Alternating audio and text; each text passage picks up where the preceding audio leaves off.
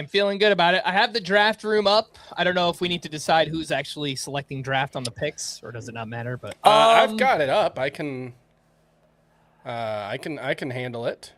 Okay.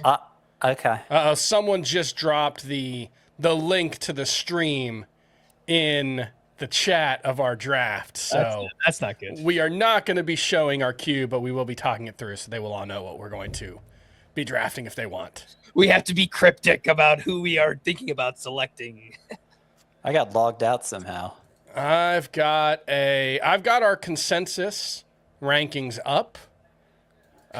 So I can follow that and tell us who our top consensus player is, so we can not pick that player, because I'm sure we're going to argue about it. All right, so you want the responsibility of being the one who clicks. Is that what you're saying, Chris? I'm the one who clicks. I just saw that episode, finally. It's such a great episode. So it's about over a decade late to the party, right? How long ago? 18 years? Yeah, I think is that episode all grown up, ready to vote? We're about 4 episodes into the final season of Breaking Bad. It's a good show. Don't know if you guys have heard. It's all right, Shohei Ohtani. The draft is up and running. Shohei Ohtani and Aaron Judge. We've got the chalk so far. Big thanks to everyone being here, still watching. We've been live since 3:30 p.m. Eastern time. 560 people here watching live. We appreciate you being here. Hit that like button if you haven't already, and subscribe to the channel. We do appreciate you. Again, this is a 12-team Roto League over at the NFBC, the Rotowire Online Championship. There is an overall component as well. And we are 2 picks away. Ronald Acuna, come on down, number 4. That's okay. I got him in my other NFBC league. Like to mix it up a little. I'd like to have, well, you know what? I'd like to have a team that starts with Juan Soto or Jose Ramirez. Either one would be fine with me. I don't think I have a team that I'm playing out that has Juan Soto yet. I have a lot of Juan Soto already, so it could be even more. It's out of our hands. I'm picking 6th in TGFBI, and I think I started Juan Soto, Nick Kurtz. Ronald Acuna, Nick Kurtz. So that's pretty wouldn't mind a Soto. You know, it'd be wild here. Hey, okay. If he took Tarek Skubal, I was going to say. It's all right. So Jose Ramirez, that's good. We don't Jose have to worry Ramirez, about the easy pick. Base. Nobody wants to make the case for Tarek Skubal. Nope. Not me. All right.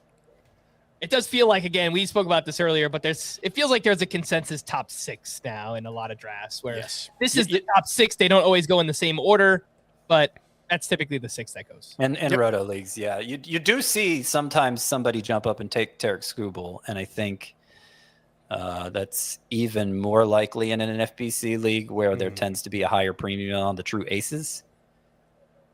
Yep, as we mentioned earlier, Christopher Sanchez went in the first round in one of the main event leagues. Part of that is just, I think you do have to differentiate yourself a little bit in the early rounds. Yeah, I think to try to win the overall.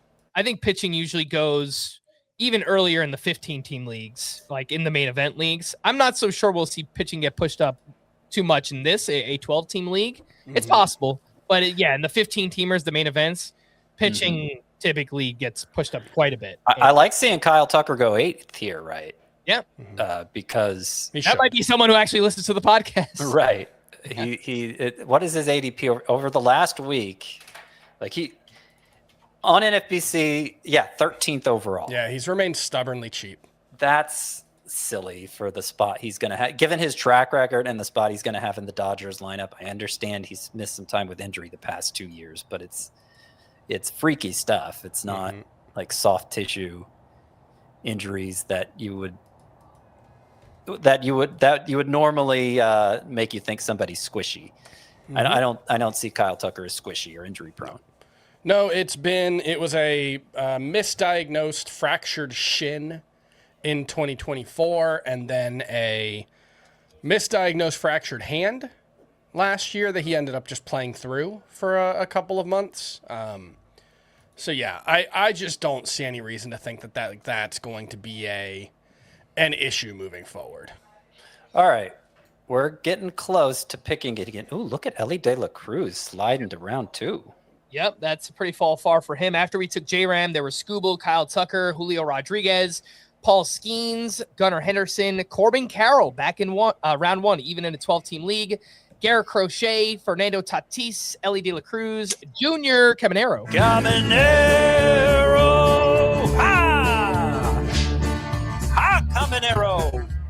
And then the big dumper, and we are up. Jackson Trio. Oh, great. Off the board. All of the pitchers are gone, right? Oh, man. All of the big 3 pitchers are gone. All right. This is bad. This is like Scott is tilting already. Well, Nick Kurtz is my top guy available. I know neither of you want to take Nick Kurtz. No. I don't really want to either. Jazz is our consensus top player. I was going to say Jazz. But we already filled third base. And we haven't filled second. We got to fill second. I don't think any of the outfielders I are like the first here. baseman still to come well enough. What about Trey Turner? Batting average? I'd rather wait if we were going to do that. Batting average, man. Yeah, the batting average. It's nice. Can I talk you into Trey Turner, Frank? I would go Jazz. We got 2 out of 3. 2 out of 3. We're You've going been Jazz. Out Jazz hands. Yeah. Power and speed, baby. We'll still get some batting average, Scott. Don't you worry. You don't get much from either of our first 2 picks. Hey, J-Ram, 270 guy. He'll be all right. All right. Well, we'll see.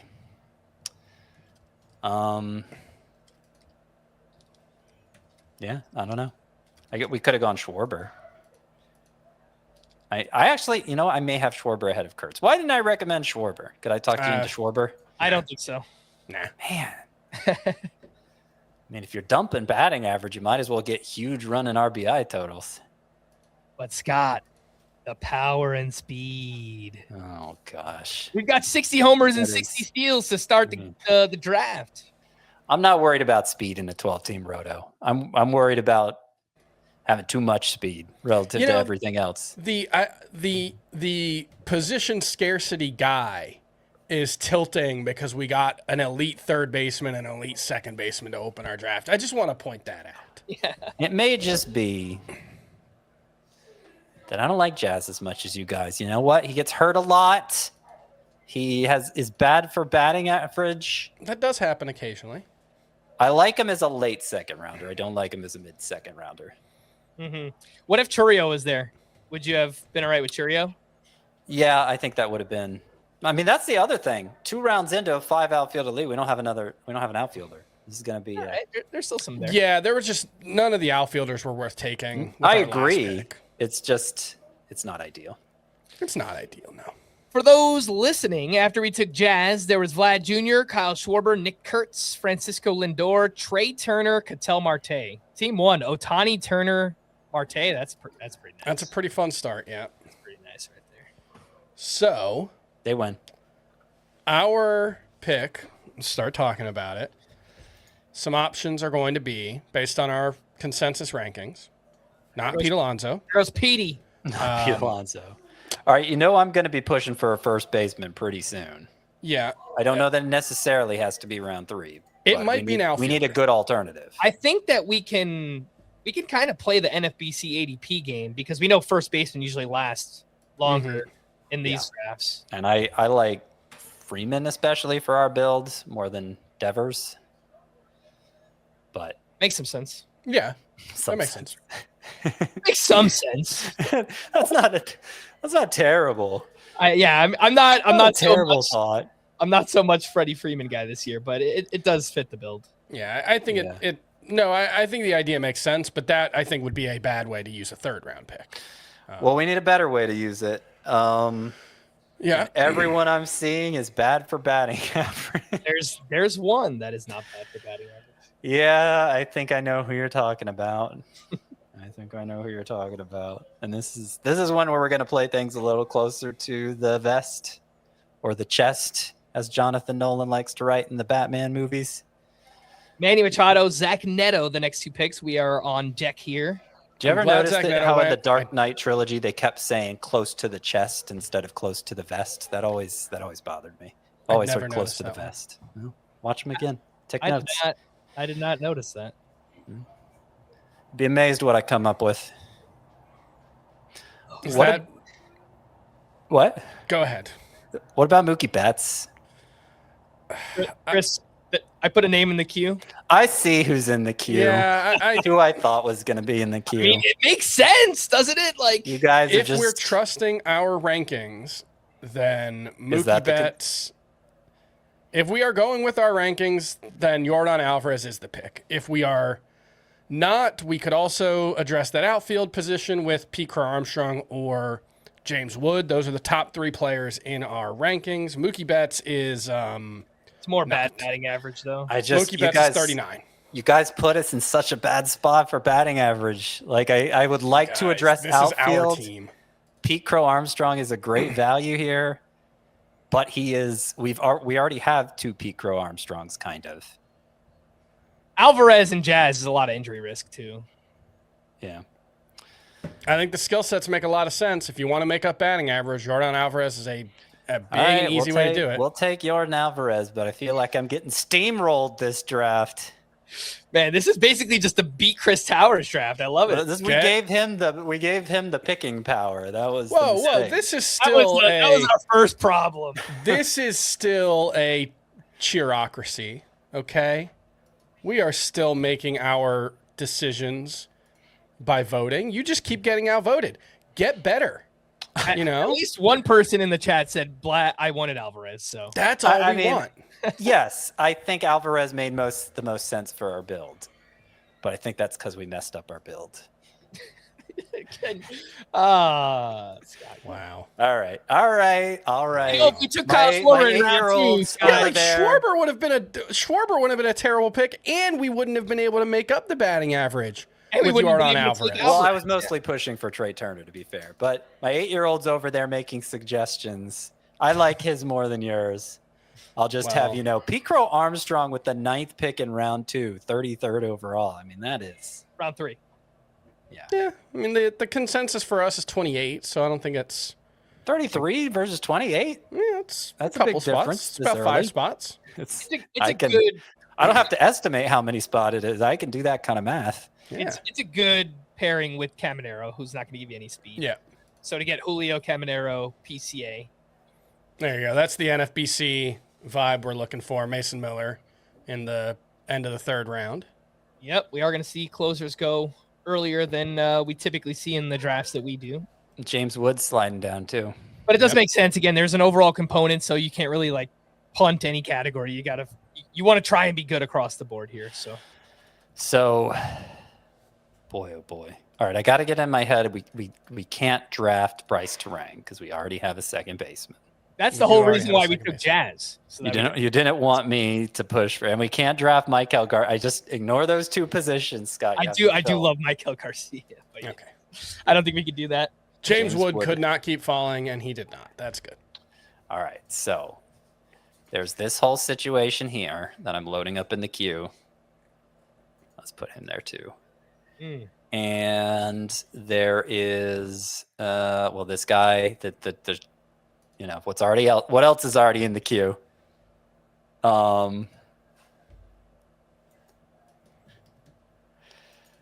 It's James Wood, Edwin Diaz, and Logan Webb, the last 3 picks. James Wood falls to 36th overall. We have him consensus number 29.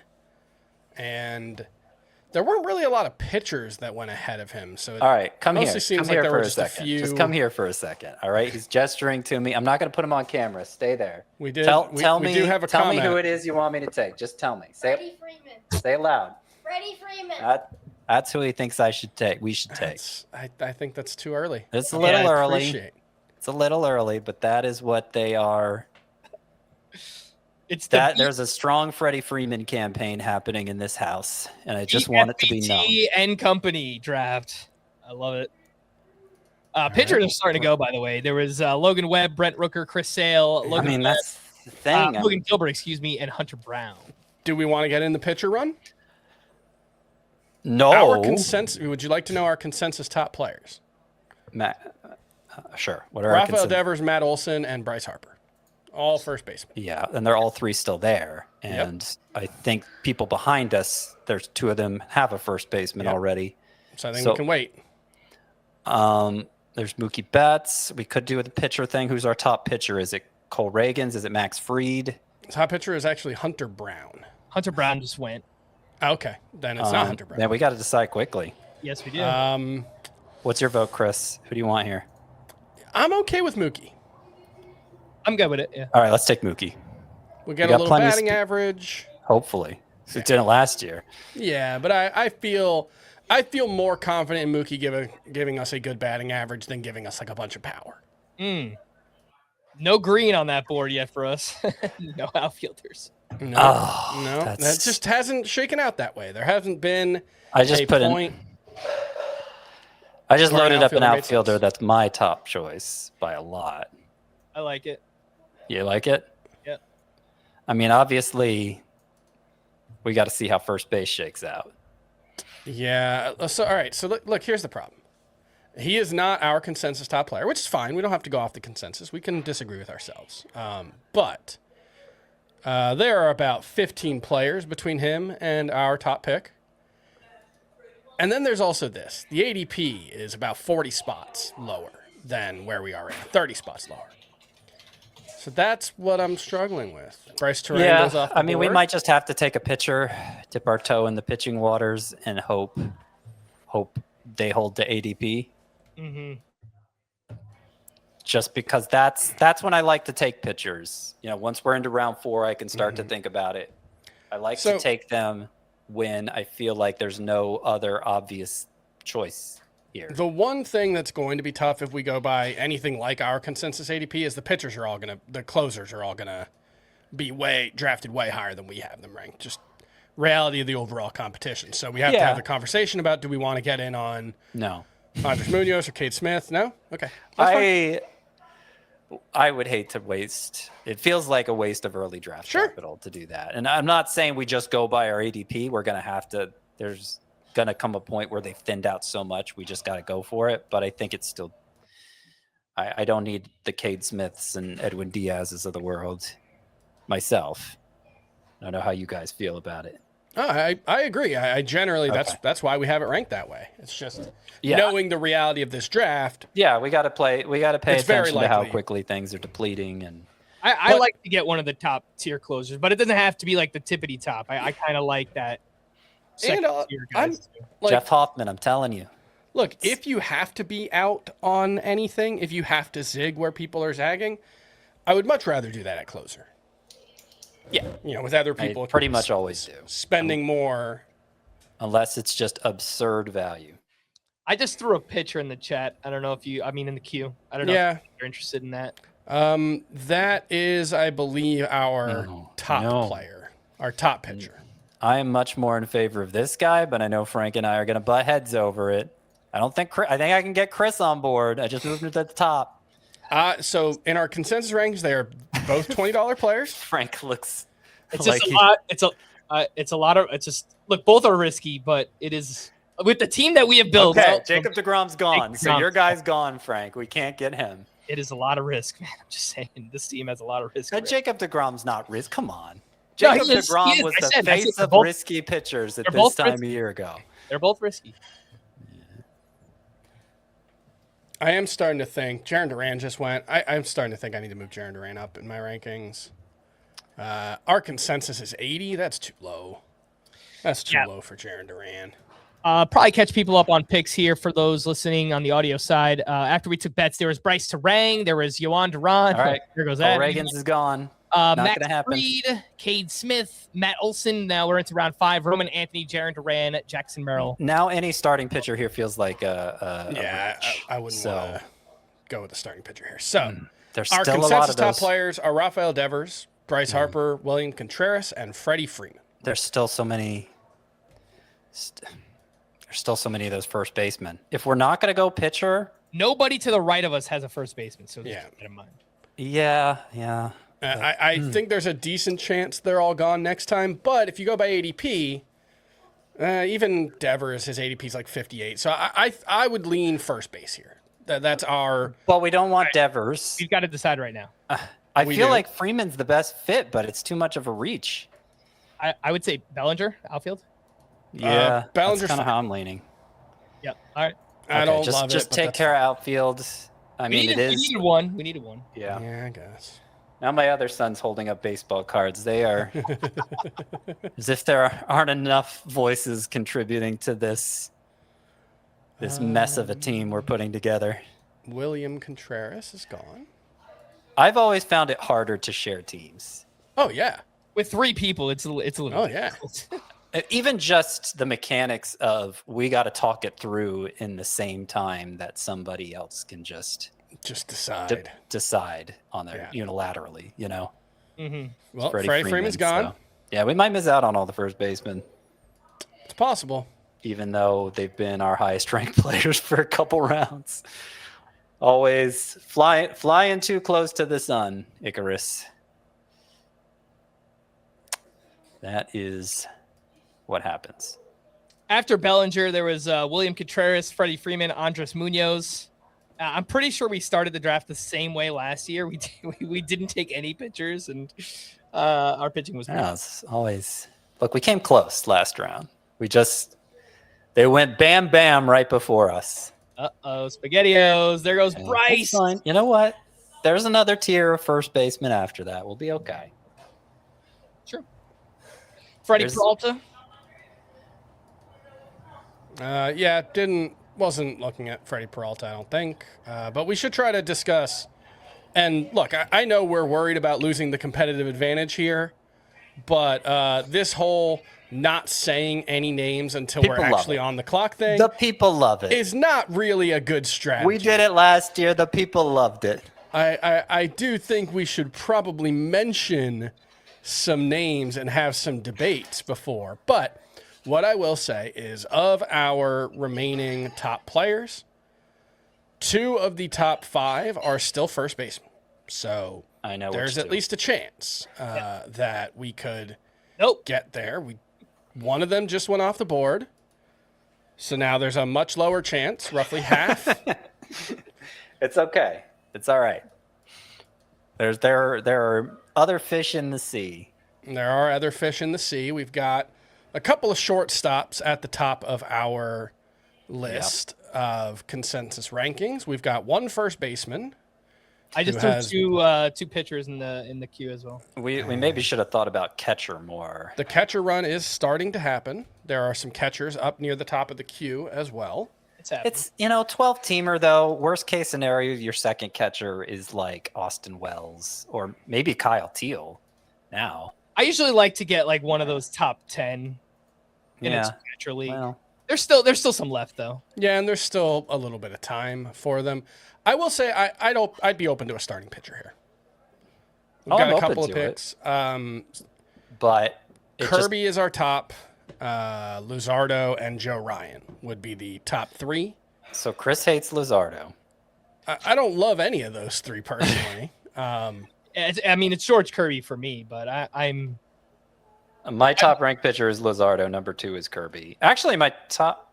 No, that's only in head-to-head points. I had Framber Valdez up there too. But that's only in head-to-head points. Got to look at the. Okay, so Byron Buxton goes. So our top players right now are Geraldo Perdomo, Josh Naylor, Shea Langoliers. We could use any of those 3. No, Langoliers is gone. Oh, Langoliers. Let's nail it down. Naylor. Yep. Batting Naylor? average. I like Naylor too. Okay. But all right. I was gonna say starting pitcher before we do that. It's all good. It's still Vicky Henderson, baby. At least the way I have 1, 2, 3, 4, 5, 6, 7, 8, 9, 10. Minus Ohtani. You have 9 starting pitchers left in the current tier. Maybe you wouldn't agree with all those choices, but it's a robust tier. Yeah. So it would feel a little reachy to me if we're only expected to get 1 from that tier. Maybe we could get 2. Yeah, I would be open to trying to get 2 from that tier. All right. Given that we haven't taken a pitcher yet. Now that we've gotten first base, now that we've addressed batting average a little bit. Yeah, I'm down to like hammer pitching. I will say, it is 10 games for eligibility at a position in NFBC, right? Yeah. Okay. So it'll take longer, but roughly half as long or twice as long. Yordan Alvarez has played in the outfield 2 of his last 3 spring training games. They seem to be gearing up for Yordan Alvarez to actually play in the outfield. Just putting it out there. I much prefer Geraldo Perdomo here at the end of round 6, then Mookie Betts in the middle of round 4, where we take. Yeah, looking back on the Betts pick when it happened, I think maybe we should have taken like Max Fried or something at SP1. Time was winding down, and would have felt good with Fried as kind of. I mean, part of the issue we're having is there hasn't been a point yet, except maybe this last pick with Naylor. But in the first 5 rounds, there wasn't like, oh, this is obviously the guy to take. We didn't get something gift wrapped for us. At starting pitcher, you mean? Anywhere. Yeah. None of our picks was an easy call. I mean, Jose Ramirez, okay. We had Rafael Devers as our top pick 3 rounds in a row. Right, but it would have been bad for our build, so we weren't. I guess, yeah. I think we do have to take a pitcher here. I'm happier with Naylor. Yeah, I do. I agree. Pitching is looking like the way to go now that Luzardo and George Kirby, Kyle Bradish. We willed a pitching run into existence by talking about it. Yeah. Dylan Cease, but who knows? We might not even get one. No, there's still multiple guys. Let me see if I can. Let's see. Yeah, I got a couple. I got a couple in the queue there that I think would be fine. I think probably the top 2. Yeah, my top 2. I also like this guy a lot, maybe on the way back. Let me stick him in there. Yeah, it's doing the thing where it says Jacob deGrom's still in our queue. I don't think he's available, you guys. Yeah, it's not in my queue. You might want to refresh your room there. Yeah, he's not in mine either. Baldwin off the board. Okay. Oh, no. Oh, no. It's already happened, you guys. Okay, now I figured it out. I've got a spreadsheet going, and I'm trying to keep track of all the picks, and I've got a little counter. And anytime the counter doesn't agree with the actual picks made, it drives me crazy. We're guaranteed one of these starters, so that's Yep. I knew coming in that we were just gonna wait on pitching. It always happens. Yeah. I'm updating the queue for my preference, but I understand that the consensus rankings reflect the opposite of that. Well, let me look here. We're coming up on pick 78. Which of these is a gimme? None of them are a gimme. I think I'm with you. Like, they're all going to go bam, bam, bam here if ADP holds. So we should presume we're only getting one of them. Now, right. Joe Ryan went, so that reduced the choices by 1. I think that makes the choice easier, though. Yeah. And we go with Framber Valdez as our ace. Valdez, excellent volume guy. Creates some whip concerns potentially. Last year was not a good whip for him, but before that he had been better. We all in agreement on Framber as our first starter? Yep. Sure. We're on the board. Framber Valdez. There you go. Joe Ryan was just picked. Who needs whip? And Vinny P, baby. All right. And I presume Michael Bush is going to go soon here. It is kind of nice not to have to think about third and second base. Yeah. All right. It took him a while, but we got him, Chris. Well, yeah. Well, there's a long way to go. We'll see. Yeah, we'll see how the pitching. We'll see if I get. So Yuri Perez was the other one we were talking about, hopefully getting on the way back, but it seemed unlikely looking at. Yeah, I'm happy he went. ADP over the last week. You don't like Yuri Perez? You would have liked Yuri Perez 2 years ago. I've grown as an analyst. Grown. You can't recognize talent that's right under your nose. I think he's a little overvalued. I think he's a little overvalued. No, please. Oh, please. Oh no. I'm okay. Until I'm filling up the queue with some options to consider. They might all be gone by the time we come back around, though. As per our usual arrangement. Oh, he was there still. Why? Oh no, I was thinking of Rooker. Rooker's gone for sure, right? Yes. Yeah. Okay. He was a 3rd round pick, I think. Yeah, it's outfield, it's starting pitcher, it's maybe catcher. We don't have any of those yet. Could be reliever. Let me see. Could be reliever. Sure. Got to think about that at some point. Mine would be either the reliever or the catcher who are in our queue, but obviously that I'm trying to organize them by ADP over the last week. just well, there's the Devin pitcher. Williams. Devin Williams is 70 ADP over the last week, so that seemed unlikely. Let's see. Yeah. And unfortunately, there is a DH-only player very close to the top of our consensus rankings that we have to take off our board. So to everybody watching who is drafting along, we will not be taking Christian Yelich. Yeah, that's fine. Somebody was on autopilot? Yeah, I think that's on purpose. Someone said in the chat that he's like at a hockey game or something. All right. But I think he set up his queue or whatever. Well, I can think of better ways to spend $350. Wasn't that the buy-in? That is. Am I not supposed to say it? No, it's fine. No, it's public information. All right, yeah. It's just uncouth, Scott. It's barbaric. Well, Tyler Soderstrom was also in our queue, and he's been taken. I have them ordered by ADP over the last week. The bottom name there, we could probably wait another round. Okay. Probably by ADP. All it takes is one person to break with ADP. I would be fine with our top pick. I think that would be a great fit for what we're doing. I think the top two would be my top two choices. Yeah. And they're both available because two relievers go. So that's Cam Schlittler, not a reliever. But getting pushed up boards now. We're starting to see a little helium for Cam Schlittler with the impressive spring.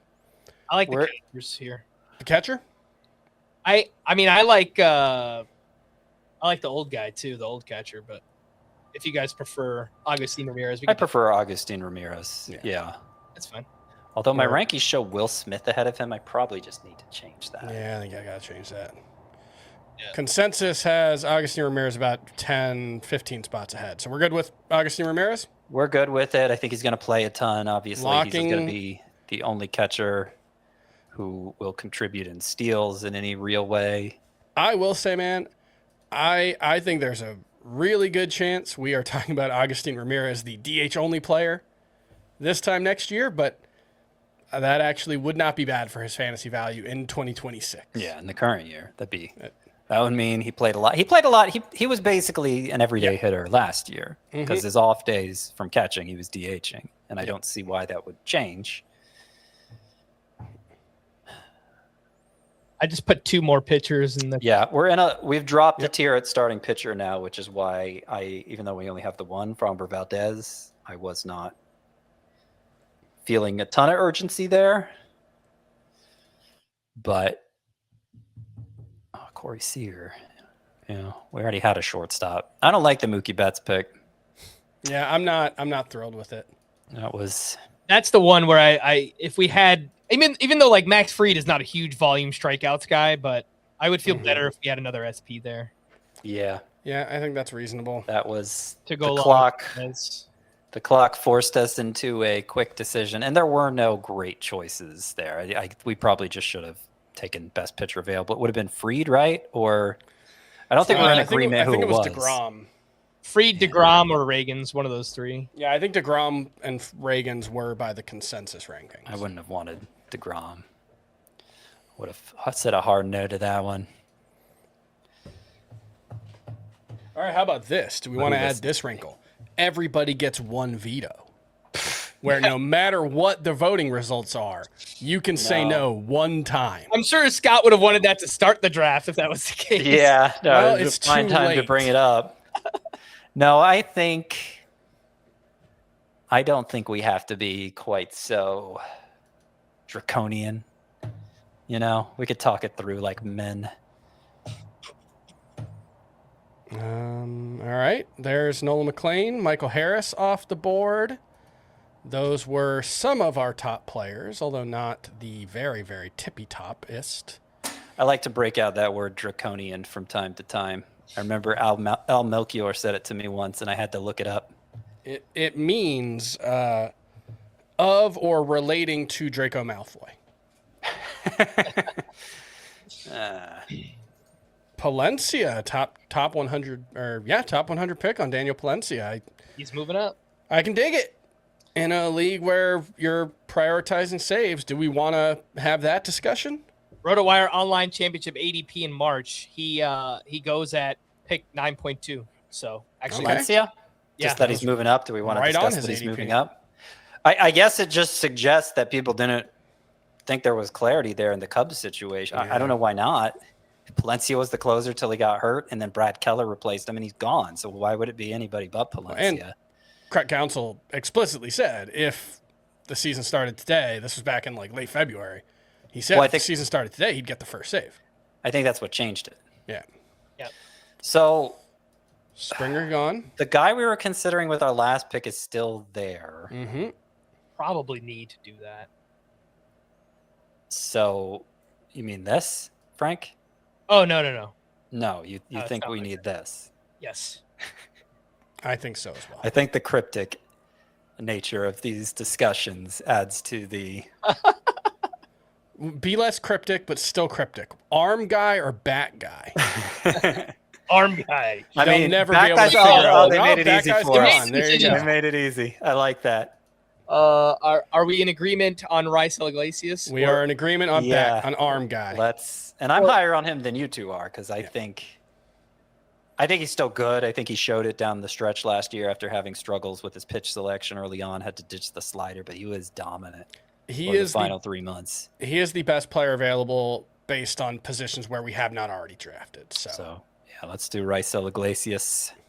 Did I actually say the name, or was I still cryptic? No, I think Frank said the name. Someone said the name. Yeah, I said the name.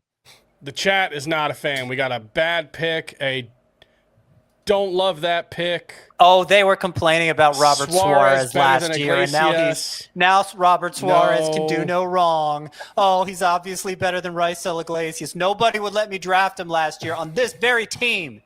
We did draft him. Idiots. We drafted him on this team, Scott. Oh, did we? And we still came in 10th place. It was our one good pick.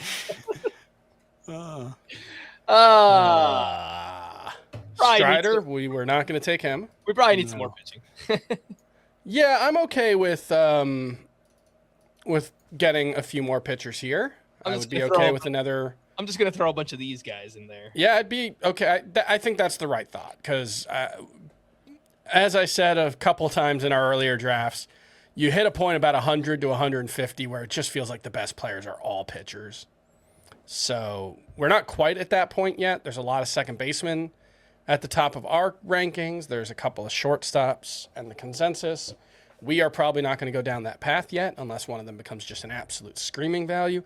Unfortunately, by our consensus rankings, there is one guy who is 40 picks behind ADP or behind where we have him ranked. The problem is we absolutely cannot draft Christian Yelich. No. Yeah. That's the downside of taking Yordan Alvarez, which was still a good pick. Well, it was a good pick because we took Jazz Chisholm in round 2. Otherwise, you know what, Scott? Well, let's play it out. If we took Trey Turner in round 2 instead of... Oh, this is great value on Michael Busch. Yeah, that is good value. If we took Trey Turner in round 2, who would we have taken in round 3? Probably still would have just been Yordan Alvarez. No, it would have been PCA. Maybe. I think Chris and I probably would have voted for Alvarez over PCA. Yeah, that's what the rankings say. Would like some more of these shortstops and second basemen to be drafted. Yeah, that would be nice. Maybe some third baseman. Yeah, that would be good. If I don't have enough shares of PCA already, I believe I am up to 4. Scott went from the biggest hater to the biggest fan.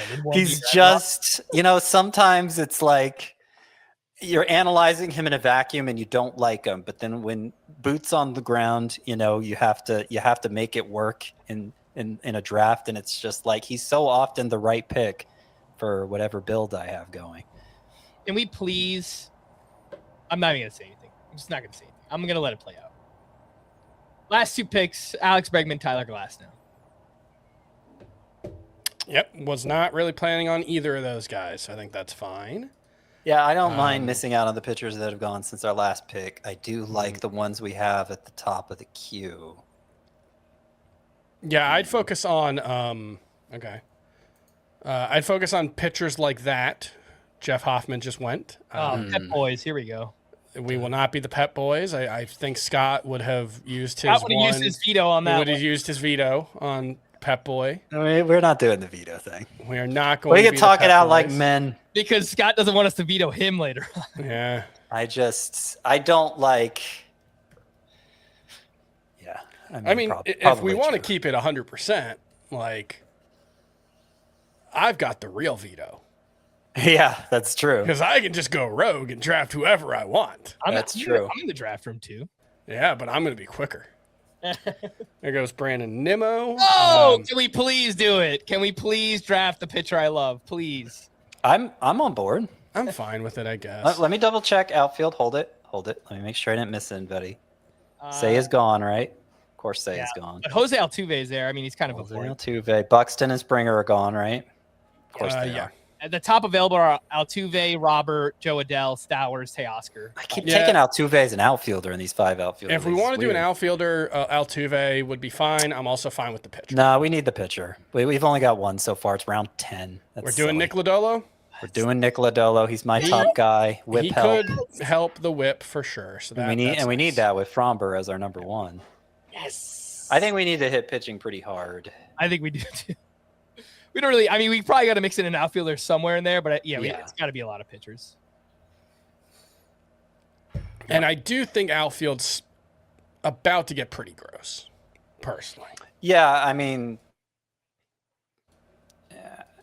it already is a little gross. Yes. Yeah. But I'm not a big fan of what's about to happen at the outfield position. So. Altuve is.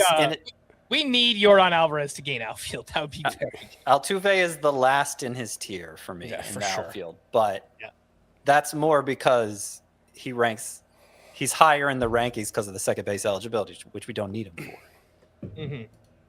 Yeah, but I vastly prefer him to Luis Robert and Joe Adele personally. I know I'm lower on Luis Robert than you guys are, but... and Stowers is gone because Stowers is there. He is. Yep. Oh, I'm looking at second base. Yeah, I have Stowers ranked ahead of those other 2 guys. Yeah, Stowers doesn't qualify at second base yet. But I'm not the biggest Stowers stan either. Stowers stan. I just wrote, and that was where I plugged my work. I just wrote a one-hit wonders article, their chances of repeating. I gave, on a scale of 1 baseball to 4 baseballs, I gave Kyle Stowers 2 baseballs. Ooh, that's like half the baseballs. Mm-hmm. Mm-hmm. That means there's a half baseball chance I have real that doubts. It does not. I'm throwing. I like it on paper, but I don't like that it was basically 3.5 months. Christian Yelich is 65 in our consensus rankings. He goes 118. What is his ADP in NFBC last 2 weeks? It's 128. So we are just way higher than, and I don't get that. Like he obviously moving to DH helped him stay healthy, which had been his biggest problem. He's going to get a ton of runs in RBI if he's healthy and, decent contributions in home runs and steals also. Mm-hmm. Really, really good pick there, but we'd already filled our utility spot. Okay, so Emilio Pagana's gone. That was somebody we were looking at. The closer situation has gotten pretty ugly as well. Yeah, we do have one already, Raisel Iglesias. Yeah, maybe Frank. It sounds like you want to get a second one, but Scott I just put my top choice. Well, no, I mean we've waited too long at this point. I would have. Well, we have one already. We have one. I would like.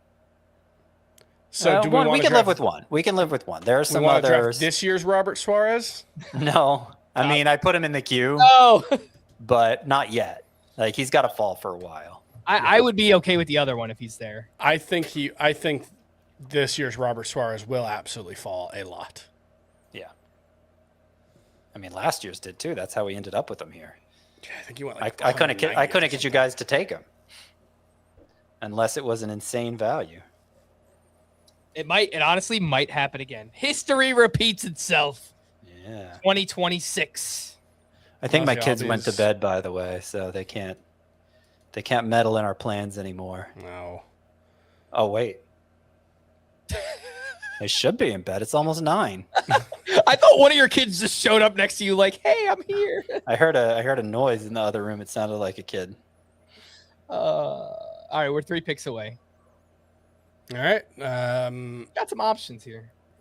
Yeah, I would actually say the guy just moved to the top of the queue. I like that. Should probably be the pick. And then I put the top 2. I'm good with those in order. Yeah, I think so. Yeah.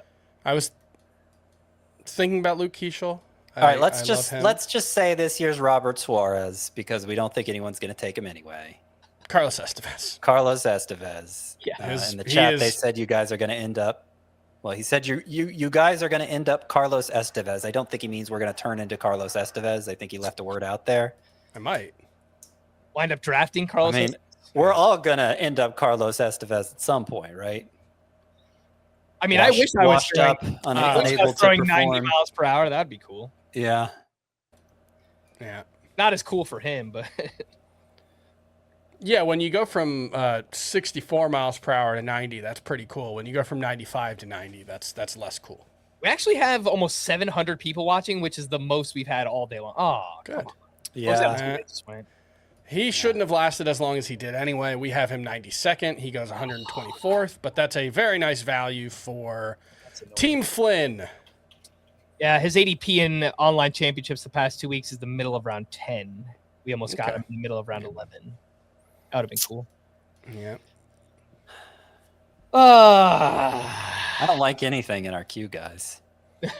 I'm fine with the top name just because we gotta attack it eventually. These 2 are our top needs, I think. What about this one? The guy I just added at the bottom. No. No? Get out of here. He's my top pitcher. No. I'm not opposed to it. Next turn. Chris is down. Down on him. I just look, man. Wait, based on I know the next guy I put in the queue is you're gonna be down on him. Dude misses like 2.5 years. All right, we're on the clock. We got to talk about missing time.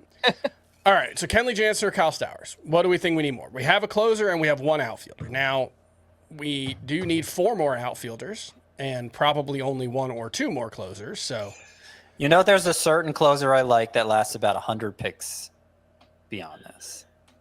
You like Kyle Stowers though? No, but outfield is Would you rather do Luis Robert? 1. No, I'd rather have Stowers. Okay. It's going to be Stowers. Is everybody okay with it? It's fine. Okay. Rather than reach for Kenley Jansen, I would rather wait to see how far Carlos Estevez falls and fall back on one of the bad team closers that we like. Carlos Estevez didn't fall much at all. So did not fall. No temptation there. Weird what happens when you say a player's name. I mean, many times. It kind of did us a favor, maybe. Yeah. I don't know. Yeah. No, he hasn't been falling that much in NFBC leagues, to be fair. We didn't talk about relative to 118 is where he's gone in the last week. I think he was like a 70 or 80 pick. Should we have mentioned Teoscar Hernandez, or are you guys just out? Yes, it's kind of boring, but he's like, I think stable for like when we just need outfielders that give us numbers, Yeah. Who? Teoscar Hernandez. No, he's fine. Because he was dealing with an injury beginning in May, which is the point where his production cratered. He had a great April and then had a great October. And there he goes. There he goes. I mean, you bring him up. Like, I was just wondering, like, if we should have taken him over Stowers. Like, we didn't even talk about Stowers. I ranked Stowers higher. But I ranked Stowers higher, especially since Stowers is returning to games this week. Yeah. Here, can one of you guys take over? Frank, can you take over drafting for just a second? Yeah, I have it. All right, here we are, Scott, in round 11. We've got 3 pitchers. 3 pitchers, 2 outfielders, 1 catcher. I think while Chris is away, we should do this, Frank. I would be down for the closer. He's clearly my top 1. I'd be down for the closer if he makes it back. No, I'm not down for the closer. No, I don't feel totally sanguine about Kenley Jansen. I know you keep saying his name so that someone takes him. I know what you're doing, Scott. Well, maybe it'll work to your benefit. Depends how much they respect my authority. I was debating whether to say opinion or authority. You know what? There's still some boring outfielders left. We'll be fine. There's still some exciting outfielders left. Yeah. Outfield is not. There's still a good amount of. I feel much better with 2 than just 1. Yeah. I'm not really a Stowers guy. I'm not opposed to it. I guess I wish he was just healthy, but supposed to return this weekend. So hopefully. I don't feel like we have to worry about steals really much at all anymore. You know what? Right? We have 2 Marlins hitters. That doesn't feel very good. I don't know, man. The Marlins might be sneaky good this year. I'm a little worried about them. Look, they finished ahead of the Braves last year. I think it could happen again, or it could not. I'm not. I think there are a lot of rebound candidates on the Braves, obviously, but things they already appear to be snake bitten again. All right, let's stop talking about them and talk about our team on deck. I mean, especially now that Gavin Williams is gone. I think we. I don't know where Chris is. I think we ask forgiveness and not permission here and take our guy. Well, hold on. What about this name that I just moved to the top of the queue? Don't you have him ranked higher? And we all kind of like him. I don't have him ranked higher anymore. I used to. Really? Yeah. Wouldn't you have moved the other name down? Well, let's look at ADP over the last week. Yeah. ADP over the last week tells a clear story about who we should take. And we may get both. It is possible. If we do it in that order. Oh, man. Chris is not going to be happy if we do this, man. No, he's not. I still like the closer, but you just don't want to do it, right? I don't want to do it, man. I think... Let's see what his ADP is. I just think, you know how AJ hinches about his closers, and it's too early by ADP. And he's been on decline. Strikeout rate dropped below 1 per inning last year. You're probably right. I think we should do it, man. All right. Chris is not going to be happy. Chris put us in this mess. You good with it? Whoa. Uh-oh. All right, Chris, we have 15 seconds. Scott, we want Woodruff. Do it. Take Woodruff. Woodruff. If you guys want to make a bad pick, that's fine. Do it. Make a bad pick. Who would your pick be, Chris? No, we don't have time. It's too late. It's too late. Make your bad picks. Yes. Yes. Unbelievable. Now we're going to get the other guy on the way back. We're going to do it. We're going to drop turn this puppy around. Half of this team is going to be dropped. They're all going to be hurt. Look, here's the thing, right? What Brandon Woodruff misses basically 2.5 years, right? And he has this really rocky recovery. His rehab gets derailed multiple times. He comes up and he's awesome. His velocity's 3 miles per hour down, but he's awesome. He's awesome. And then he gets hurt again. Mm-hmm. Has a lat injury that ends his season. Yeah. Lats are close to shoulders. I don't know if you guys are aware. Yeah. And then he comes out this spring, and it's like, oh, I think I'm going to be ready for opening day. It's not clear. He's pitched. He's pitched. And we're just fine with it. His velocity's down again. We think Brandon Woodruff's just he would look he's good. Fine. No, his velocity was absolutely down. Slightly down. It wasn't even a full mile per hour, right? It was his first start of spring. Like, wow. I don't care until it's reaching a full mile per hour. That's just normal variance. 0.9 is fine. And it was a 0.9. I think so. I thought it was a full mile per hour. You looked at that 9 upside down. Unbelievable. Right, well, you know what? Don't leave next time. I'm just going to leave for good. How about that? You got your Alvarez. You should be happy. You know what? We all got some players that we love, I got Lodolo. Chris got Jordan. I guess we didn't get any of the players Scott actually loves, but it seems like Scott loves Woodruff. You owed me one. I guess we kind of got Bellinger. I pushed for Bellinger. Yeah, we took Bellinger 40 spots ahead of ADP. You didn't hear me complaining about it. You complained a little. Was it really? I've never complained. Oh, wow. Yeah, he goes in the 7th round. It wasn't going to happen in this league. Wasn't going to happen. I sit down, I put my headphones on, I hear, Look, Chris put us in this mess. Unbelievable. The disrespect being shown is just as soon as you walk away, unbelievable. Everybody plays nice. The words uttered were ask forgiveness, not permission. Unbelievable. Frank, close the window. I'm taking back control. I have it open just in case things go awry and we close the window. We're not even allowed to have the window open. No, we know who we want to take next round too. We planned it all out. Oh, good. Boy, we are creeping here. There've been 3 picks since we took Woodruff, haven't there? Yep. Any Yainer Diaz, Lawrence Butler, Yainer Diaz, and Drew Rasmussen. We still have. Feels like 2 years outfielders. ago. Any outfielders that you guys are? Yeah. There's one boring guy. There's a few boring guys that feel kind of solid. I think our pitching needs we need to address those first. That's probably true. Oh yeah, we just took Brandon Woodruff. Well, that's all the more reason we need to address our pitching needs then. All the more reason. No, I'd be down to take the top guy. Or even like the name I just moved to the top. We discussed him like 3 rounds. Yeah, that would be my preference. Scott is apprehensive. He's drunk on power. It would be about in line with ADP, but so would the other guy.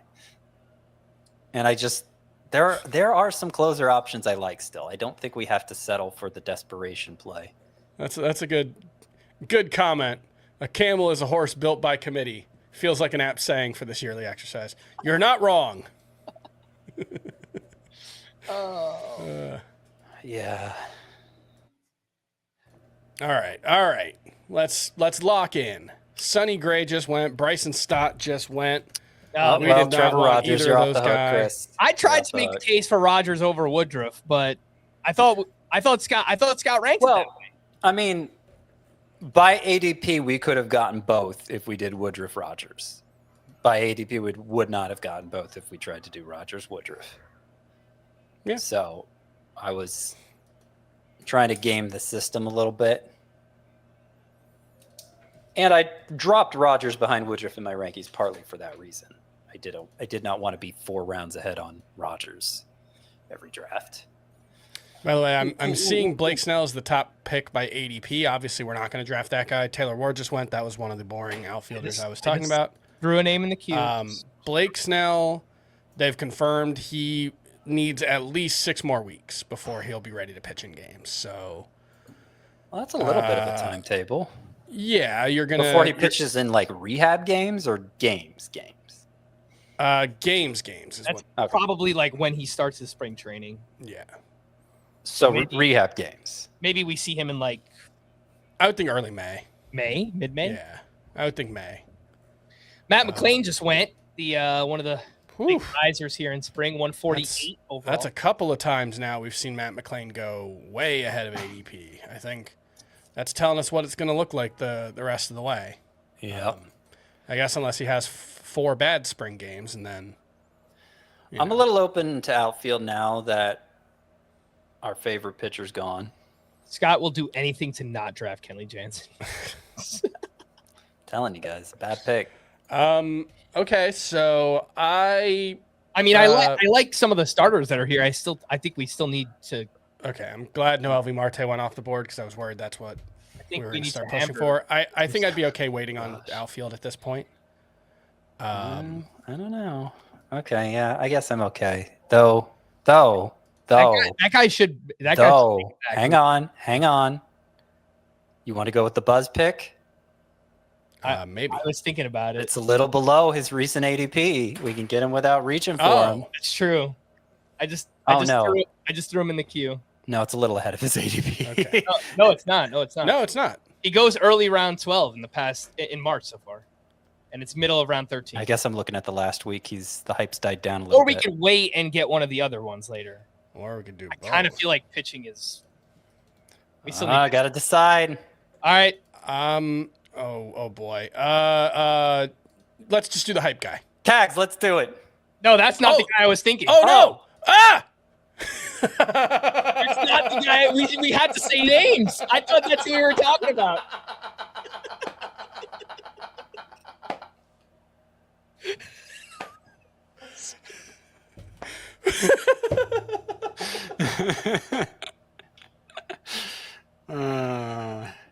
I mean, there was literally. I would have been down for that guy too, though. There was literally 1 second left on the clock when I hit draft. We had no other choice. It was either that or get auto drafted Kenley Jansen. Well, that explains why we were seeing different ADP numbers. Oh, that was a good bit. That was fun. Gosh. We took Connor Griffin. I mean, I don't mind Griffin there. I wasn't even thinking about him. He's our middle infielder. But I don't know that it was the best way to address our needs. Yeah, we still I hope have. he makes the team. Well, yeah. Now we got some money riding on it. You should have added him to the queue, Scott. Oh man. Well, you know what? These ideas occur to me, and the other guy's going to get taken for sure. Yeah, we should have. It really should have set off some alarm bells when we went. Oh, this is behind his ADP. No, it's not. It's ahead of his ADP. It's like, yeah. Oh, well, that that was a discussion that was happening with 11 seconds on the clock. What a disaster. Do not By the way, draft. we have Connor Griffin. His ADP, his average ranking is way too low. I think that might be my fault. I thought I had moved him up. I have him a lot little more. bit lower still too, Yeah. but his ADP in March in this Is format 139. is 135. Whew. So it's like the second pick of round 12. We got him in the middle of round 13. So. I think the value is pretty good. I'm not upset. I mean, that it's we took- fun. Yeah. There's no doubt about that. And that's what we're all here for. Right in the That was never happening. It was never like once that first syllable came out of my mouth. You know what? I got to clip that out. That's going to be good to rewatch. Take Jack. It was Cags. And then I Cags. said, and then, yeah, I was like, oh, well, we got one. Frank and I were on the same page, so I think that counts as winning the vote, even though we never put it to a vote.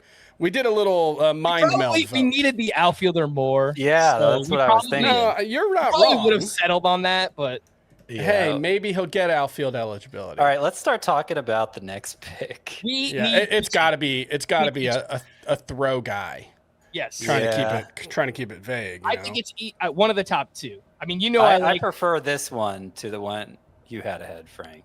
I do. Well, our whip is probably okay. Because we have no pitchers. Well, yeah, but if Lodolo and Woodruff are healthy, I think they're going to be excellent whip guys. But I would rather keep it down so that we could take more shots later. But yeah, well, so that would be the my idea. guy isn't necessarily a bad whip guy. I think not necessarily. It's not like he's had control issues this spring, and he didn't last year. I worry about it. He does have a history of it. Yes, he does have a But history. the other guy is a reach by comparison, isn't he? Or No, this is about where he goes. Oh, you're right. No, this is it's, right where you're he right. goes, yeah. You're right. I have it backwards. Okay, we could take the one you want, and we'll try to get both. Unless you want to still take that one guy that I keep saying is a bad idea. I mean, it's pretty far at this point. It is. Yeah. Pretty far past. I gotta Chandler start and thinking Jorge about it Polanco myself just at this went. point. I kind of feel like we need the starter more, but Edward Cabrera just went. Now I'm gonna start pushing for the guy you wanted the last 3 rounds. we probably should take him. It's just we're up. We could get him. Want to do Kenley? Chris? Yeah, let's do Kenley. Frank and I have been trying to get him drafted for 5 rounds, and Scott's finally on board. So Yep. it would be a bad thing. So if we were what just I like, wanted no, to we hate that do guy was hold out for Sir Anthony Dominguez, who goes about 220th on average. But all it takes is one person. Yeah. Right. And yeah, now that Dennis Santana's gone and Griffin Jacks is gone, we're losing all the fallback options. I'm more open to taking Kenley.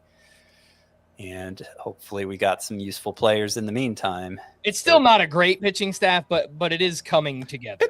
I think it's fine. We'll see how we round it out. Yeah, I don't feel bad about this pitching staff at all, actually.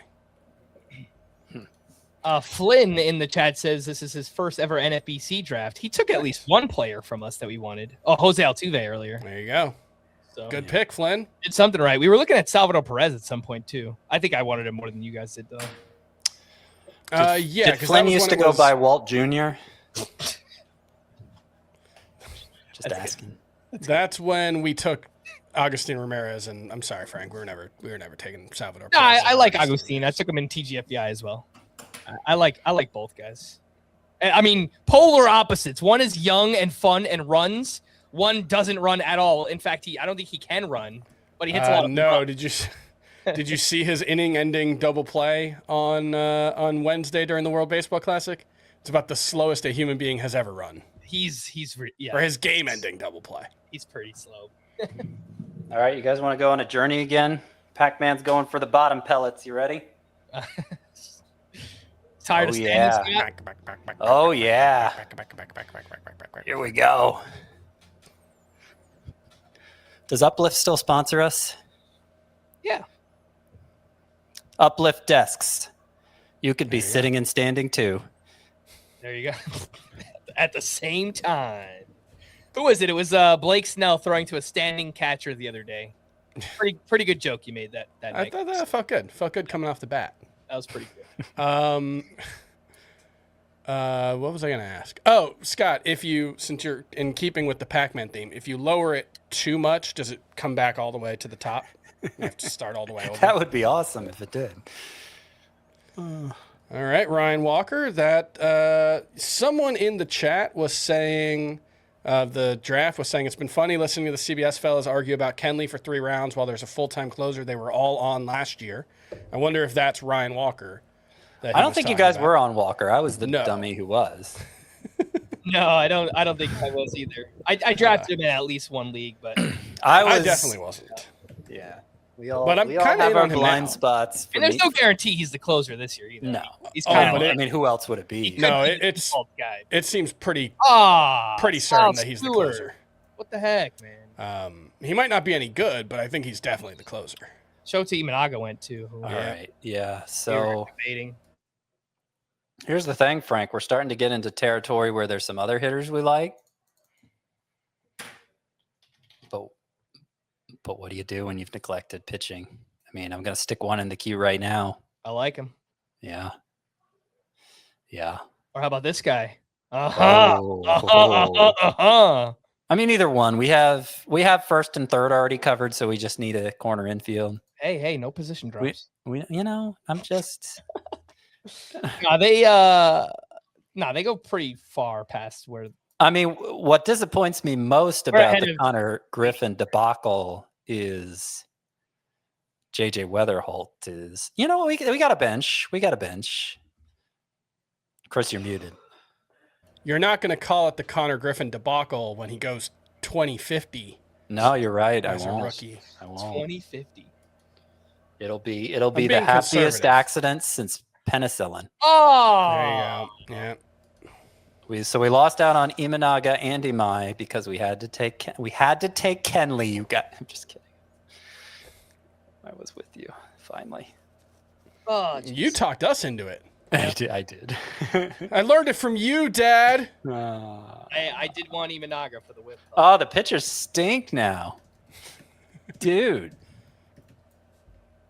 What happened? What happened? Yeah, who's no, there's some pitchers. Are there? Cue them up. Yeah. There's one in there. Well, I know, but it's ahead of ADP. It's ahead of ADP, but he never goes at ADP. I mean, this guy's kind of boring that I just threw in there, but what about this guy? Maybe we should use some boring. I don't know. What about the guy that just moved to the top? I haven't drafted him yet. I'm getting a little FOMO on that. I'd rather take the other one. All right, fine. But there's also this guy. Oh, there goes Okamoto. Hey, we still need to fill corner infield. We need pitching more. We do need pitching more, and there are a few corner infield. We need an outfielder too. I could live with. Yeah, we do need an outfielder too. Well, the outfielder at the top of the queue would be fine for me as well. He's lasted far beyond ADP. Mm-hmm. Or no, he's right at ADP. Never mind. Yeah, but he's about 30 picks past our ranking. Yeah. Yep. You want to do Ian Happ or do you want to do a pitcher? How much time? I'm down for Ian Happ. Able to get the guy that we want. I mean, we keep talking ourselves into hitters instead of pitchers. It's just the pitchers we like most are definitely ahead of ADP. Yeah, and we only have 4 pitcher spots left, so it's not like we have 5 hitter spots and 4 pitcher spots. Yeah, but all right, let's do Happ. Let's do Happ. All right, man, I'm gonna stink at pitching again. No, we're not. We should have taken Skubal 6th overall. You know, pitching's gonna be great. Brandon Lau was out there for a long time as our top player, by the way, but we couldn't take him. Yeah, we didn't have second or middle infield or utility open. That would have been a bad use of the pick, I would say. I'm in a hole here. Hang on. There we go. Yeah, I'd be down for our top pitcher, or if we want to go a little safer, there are some nice, boring types who we could certainly use. Somebody just said in the comments, it's also an even year. Just like Happ, the most boring pick ever. I mean, that's what we need. Boring wins leagues sometimes. Boring in the best possible way. Especially when our last hitter pick might not even be up on opening day. I think boring is probably the way to go. We needed a little boring. We got 3 outfielders. That feels pretty good. 3 legit outfielders, unless Stowers is just a bust.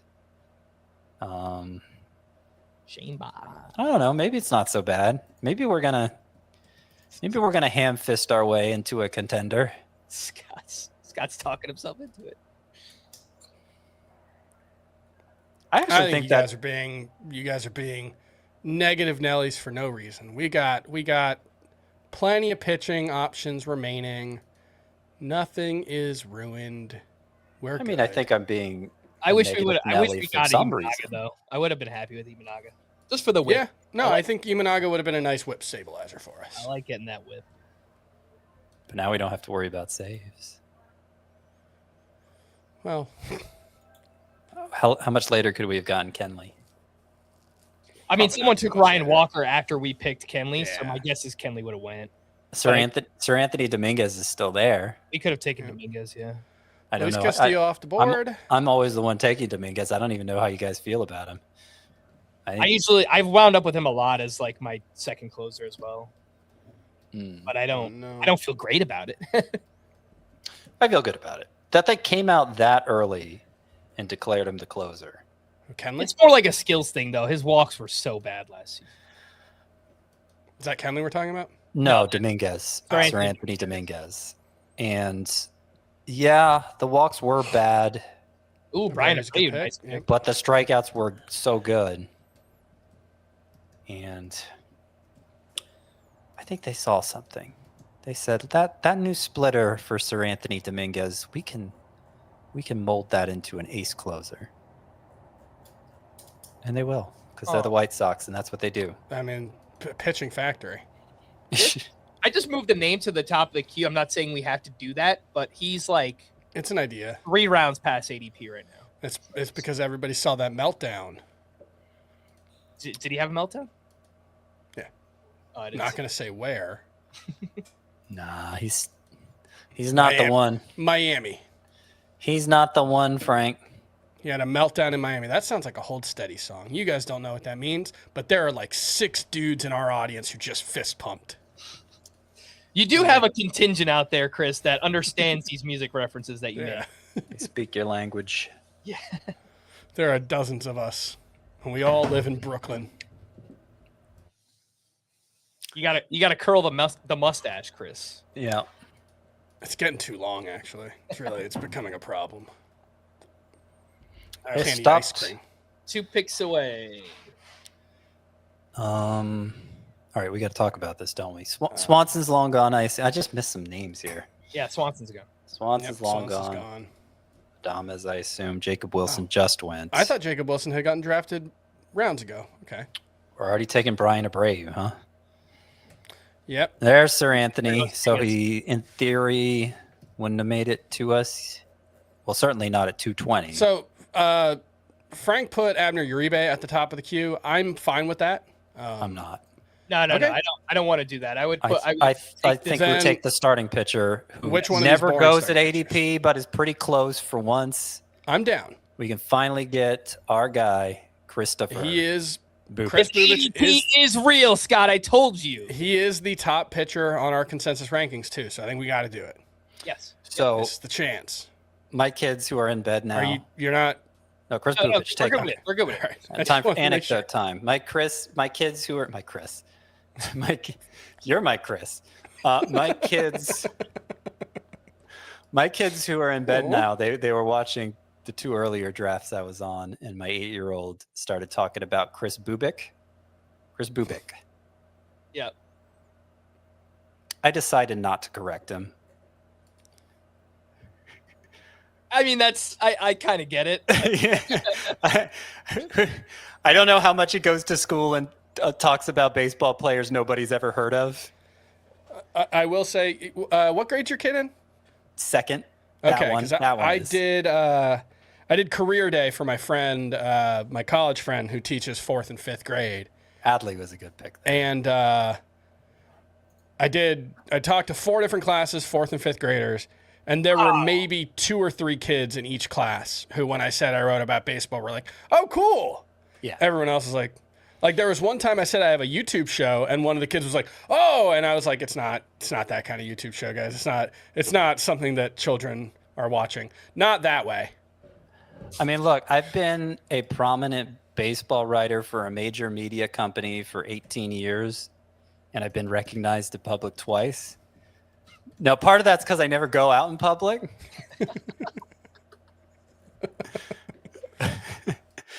But part of it's because there are not that many baseball fans out there, relatively speaking. But there are enough. It has happened to me. It never happened to me in South Florida. It has happened to me about a half dozen times in New York. Frank was there for one of them. Yep. Another one was actually at a Marlins-Mets game in Citi Field. And another one was right after I finished singing Smooth Criminal by Alien Ant Farm at karaoke. And someone was like, "Are you Chris Towers?" And I was like, "Oh, no." That is a great karaoke song. It's a hard one. There's a name I just that would be fast, right? The Alien Ant Farm one. Yeah, it's the "And are you okay?" at the end. That's hard. I don't know. Yeah. That's where it gets difficult, you know. I put a few more pictures in the chat. I moved one in the queue. I moved one to the top that could make sense with our opening day starter. I know Scott kind of likes him. Well, catcher's getting kicked kind of hard here. So I'm a little disappointed because Rushman lasted. Oh, that's a good point because 50 picks. I like this guy who I just threw in the chat too. Yeah. Rushman lasted 50 picks beyond ADP. I think we missed out though. You know, I do like that guy also, but I don't think we like with Samuel Basayo, Carter Jensen, Adley Rushman. I think you can dream on a top 5, top 6 outcome for many of them, but not necessarily the guy you put in the queue. Sure, but I don't know. He's kind of like the last before the end of a tier. Yeah, I think there's a big drop off here, though. So if we're not getting him, we're settling for a pretty bad catcher here. I don't know about a bad one. Real Muto, Austin Wells, Kyle Teal's going to go late. Yeah. There's another guy like that I have in this tier. Oh, he's already gone. Never mind. I missed it. Yeah, Francisco Alvarez went pretty early. And I assume Yiner. Someone in this draft knows ball. Not you. Not me. Never have. Not any of us. Yeah, there's Yiner Diaz. I knew he had to have gone. Okay. Yeah, you're right. It is the last in a tier. It is the last in a tier. But I mean, there are a couple pitchers I like a lot. They're both a little reachy. They're both in our queue. This is the other one. Yeah, it's unlikely we get both unless we take one here because ADP they're 2 spots apart. Right. All right. So we should be able to get one of them in the next round. But do we want 2 of them? What are we thinking? I want the catcher. I want the pitcher. I want the catcher. We need a pitcher, not a belly itcher. Well, we're settling for a belly itcher. This is a democracy, Scott. Democracy. This is where democracy dies. This is democracy manifest. To thunderous applause. Yeah! Gabby! I love democracy. To thunderous applause. I swear that Rise of the Sith is the most quotable Star Wars movie. And it's the best Star Wars movie. That's ridiculous. It's the most quotable Star Wars movie. And just Ian McDiarmid alone makes it the best, most entertaining Star Wars movie. Both the most quotable and best Star Wars movie are Empire Strikes Back. You got all the Yoda nonsense. There's plenty of Yoda nonsense. Yeah, but the Yoda stuff in the prequels is terrible. Not my Yoda. Not if anything to say about it, I have. Yeah, that stuff's terrible. Yeah, come on. But when he walks in to confront the Emperor and he just goes like this, and the two guys cloaked in red go boom, and they get slammed against the wall. That is the best Yoda moment in the whole. The best Yoda moment thing. is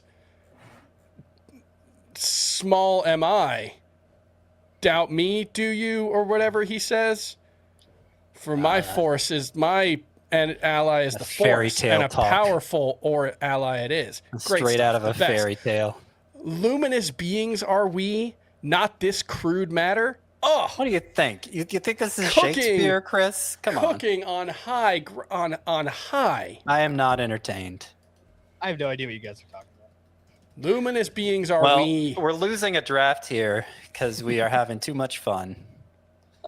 That's year Nola. Let's go. Where did Savage go?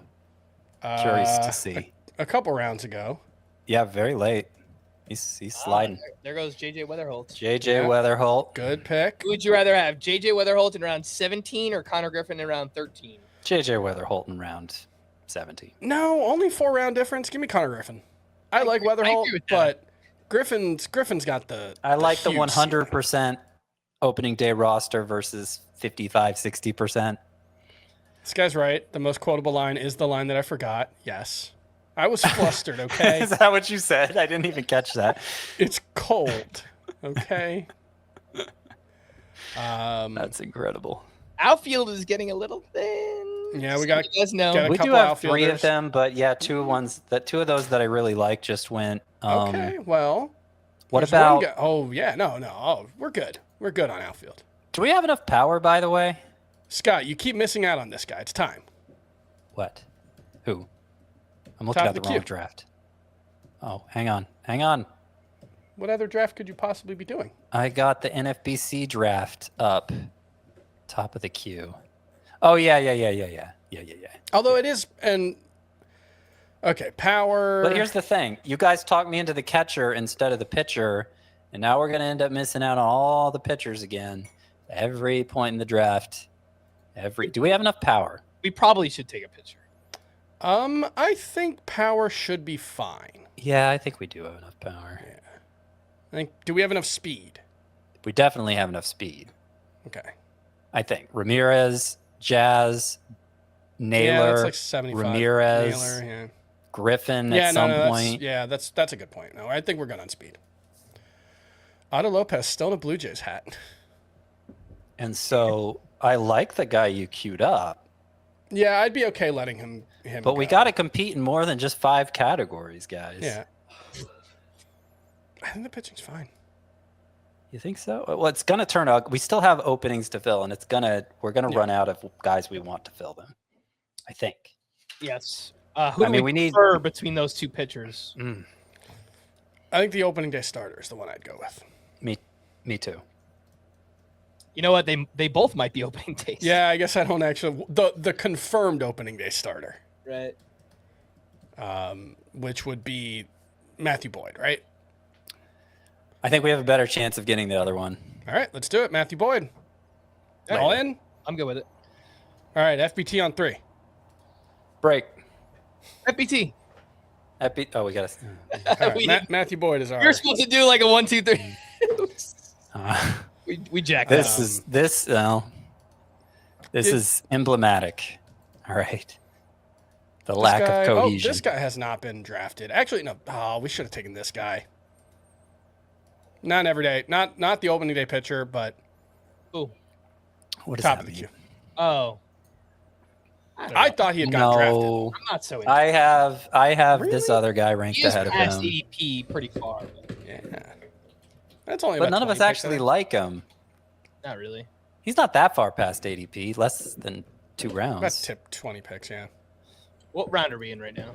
18. 18th round. In the month of March, in this format, he goes in round 15, so he's 3 rounds past. I mean, we don't have enough strikeouts, clearly. No.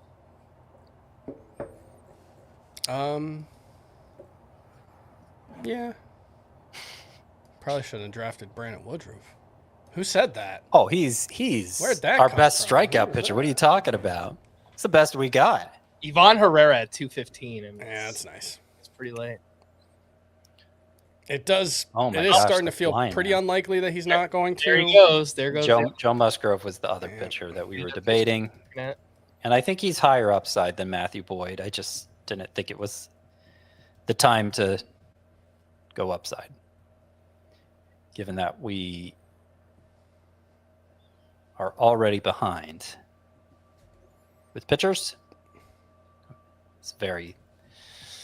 I know I'm taking like 2 second.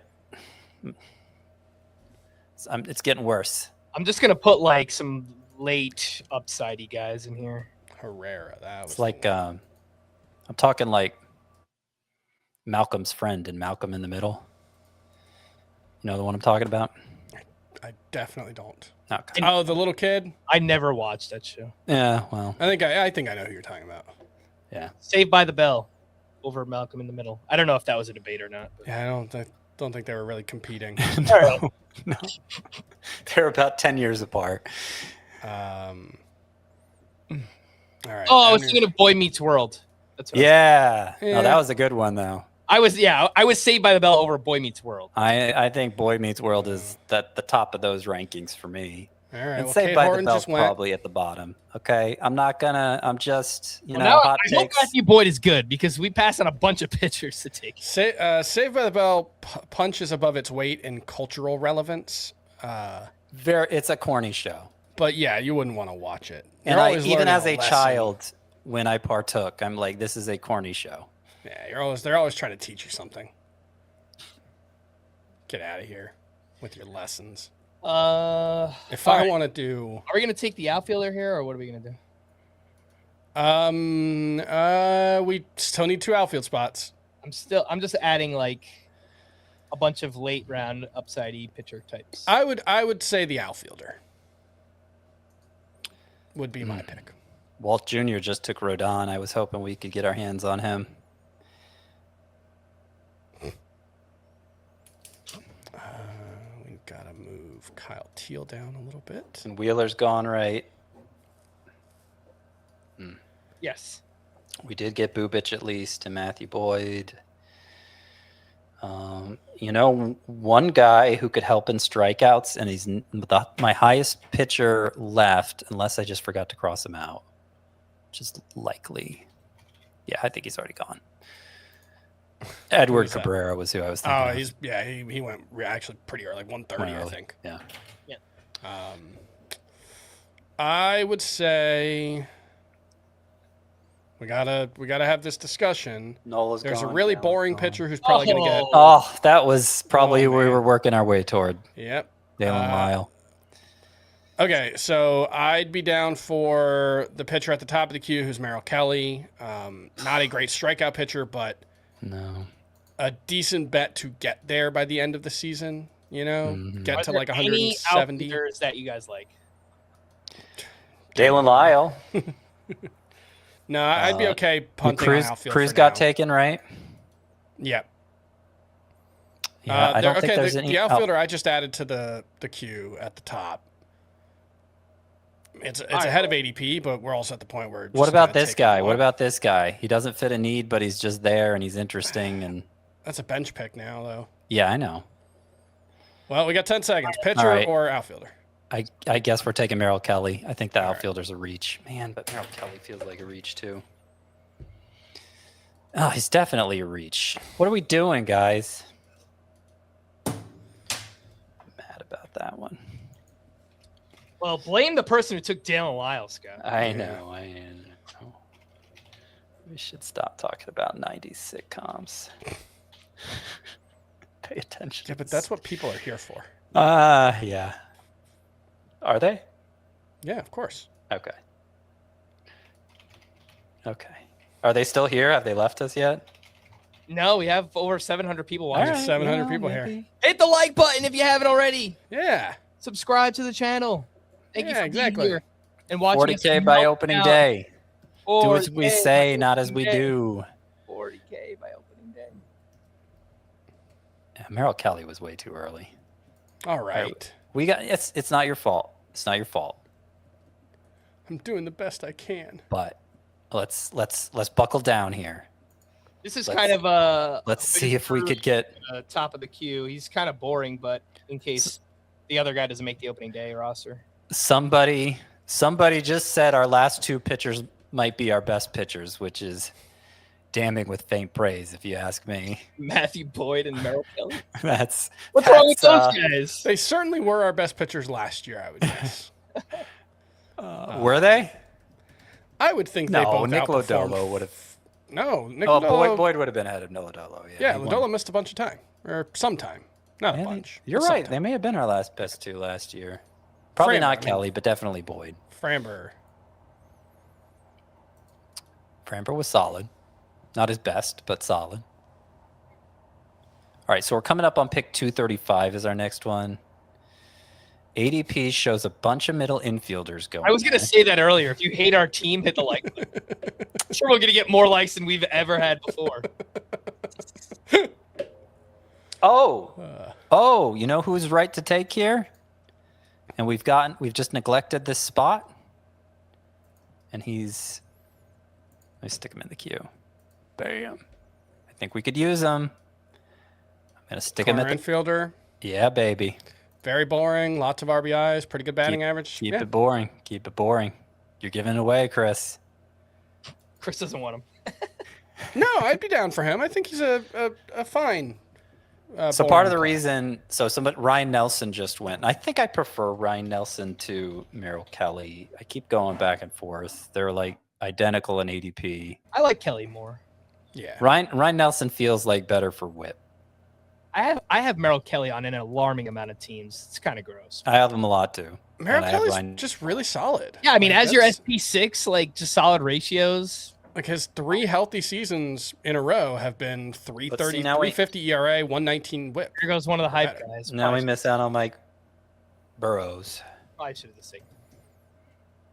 Really. I think it's fine. It really messed us up. Maybe we should have taken Robert Suarez. What really messed us up was that Connor Griffin pick. Okay. What really messed us up was that Jazz Chisholm pick. It was the Brandon Woodruff pick. Unbelievable. This is what happens when I leave you alone. There goes that idea. We don't know what we're doing without you. I don't have a backup plan for this next pick. Okay, here I'll queue up a backup plan. You ready? As if I'm calling the shots here. What round is it? 20? Wait, this guy should already be gone, actually. Okay. Also not exciting, but should be gone. Oh, we already have that filled. Never mind. Yep. That was JT Real Muto is who I was talking about, but we already got a second catcher. I'm not used to having 2 catchers this early.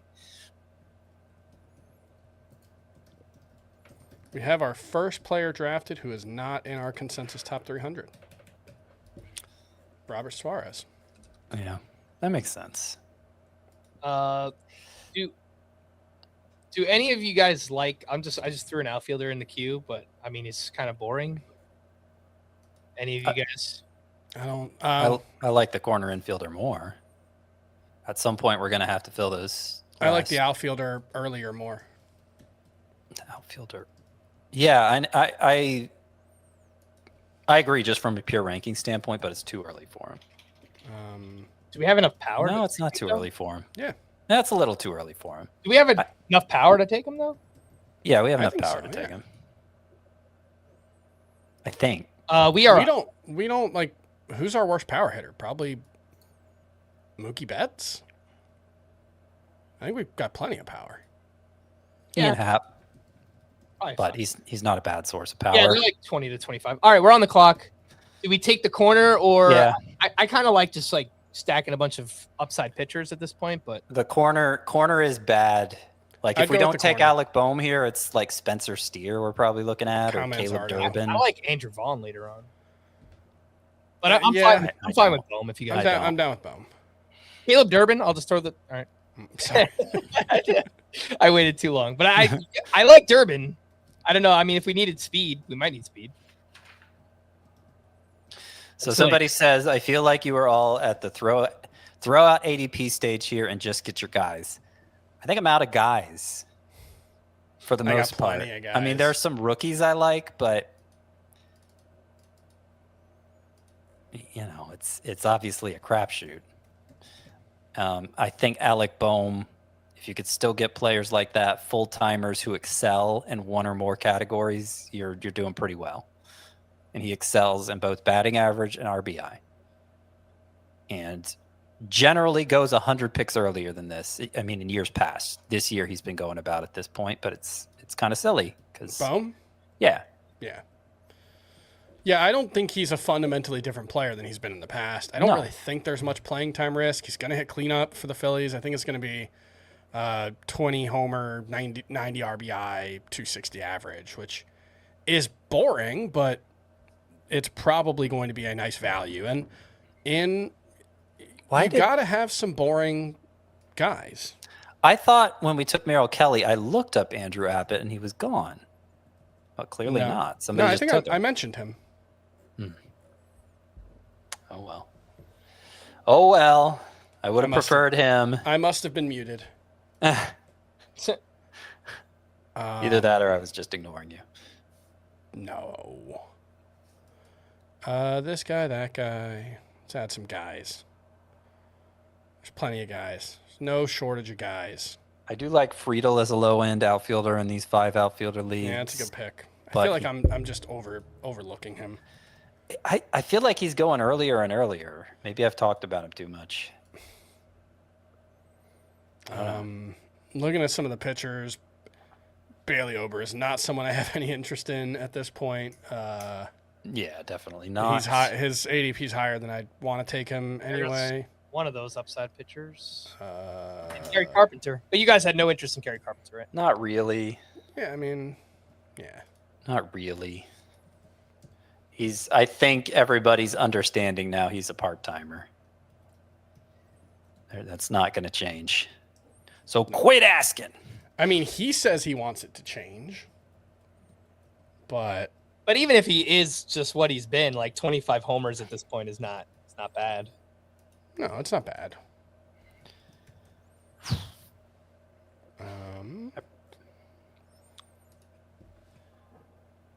I have not done a good job of keeping up in my tiers here. Okay, so pitchers that I mean, Garrett Cole's there. No, he's not there. Okay. No, he's there. He's there. He is there. What? Oh, I'm in corner infielders. That's the problem. If you click on a position and you start typing in a name, it's only going to show him if he's at that position. I think that's probably how I messed up Andrew Abbott. The only thing with Cole is like if Connor Griffin doesn't make the team, 2 of our bench spots are just stashes. Right.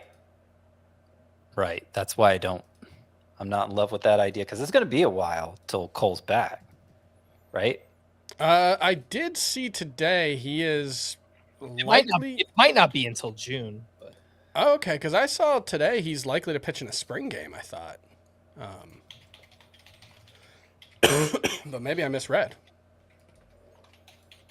I think the comments are being a little too mean at this point. This team is not a disaster. It is fine. All right. It is not a train wreck.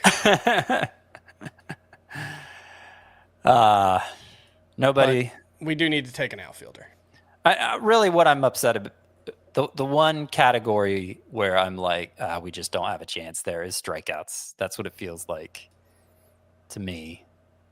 Yeah, we probably want to take some high strikeout upside flyers. Take, I don't know, like I think we'd probably take like Shane Smith off the queue. I know, Scott, you like him, but I don't think there's any strikeout upside there, really. Yeah, we're on the clock. I put some like upsidey pitchers in there, but I would go with the outfielder at the top of the queue. I know it's like a little bit of a reach, but I think it's really not a reach over the last week. Yeah. It's Justin Crawford. Do we need him except to fill that positional need? I just don't like. We could go Trent Grisham. Is Elliot Ramos still there, or is he gone? No, he's gone. Okay. It would be Crawford for me, but whatever you guys want. Frelick and Dylan Cruz are both gone. Those are both gone. I like the pitchers that are there, but it's all right. We got 8 seconds. Yeah, I'm with Chris. I'm with Chris and going Crawford if he's that high on him, because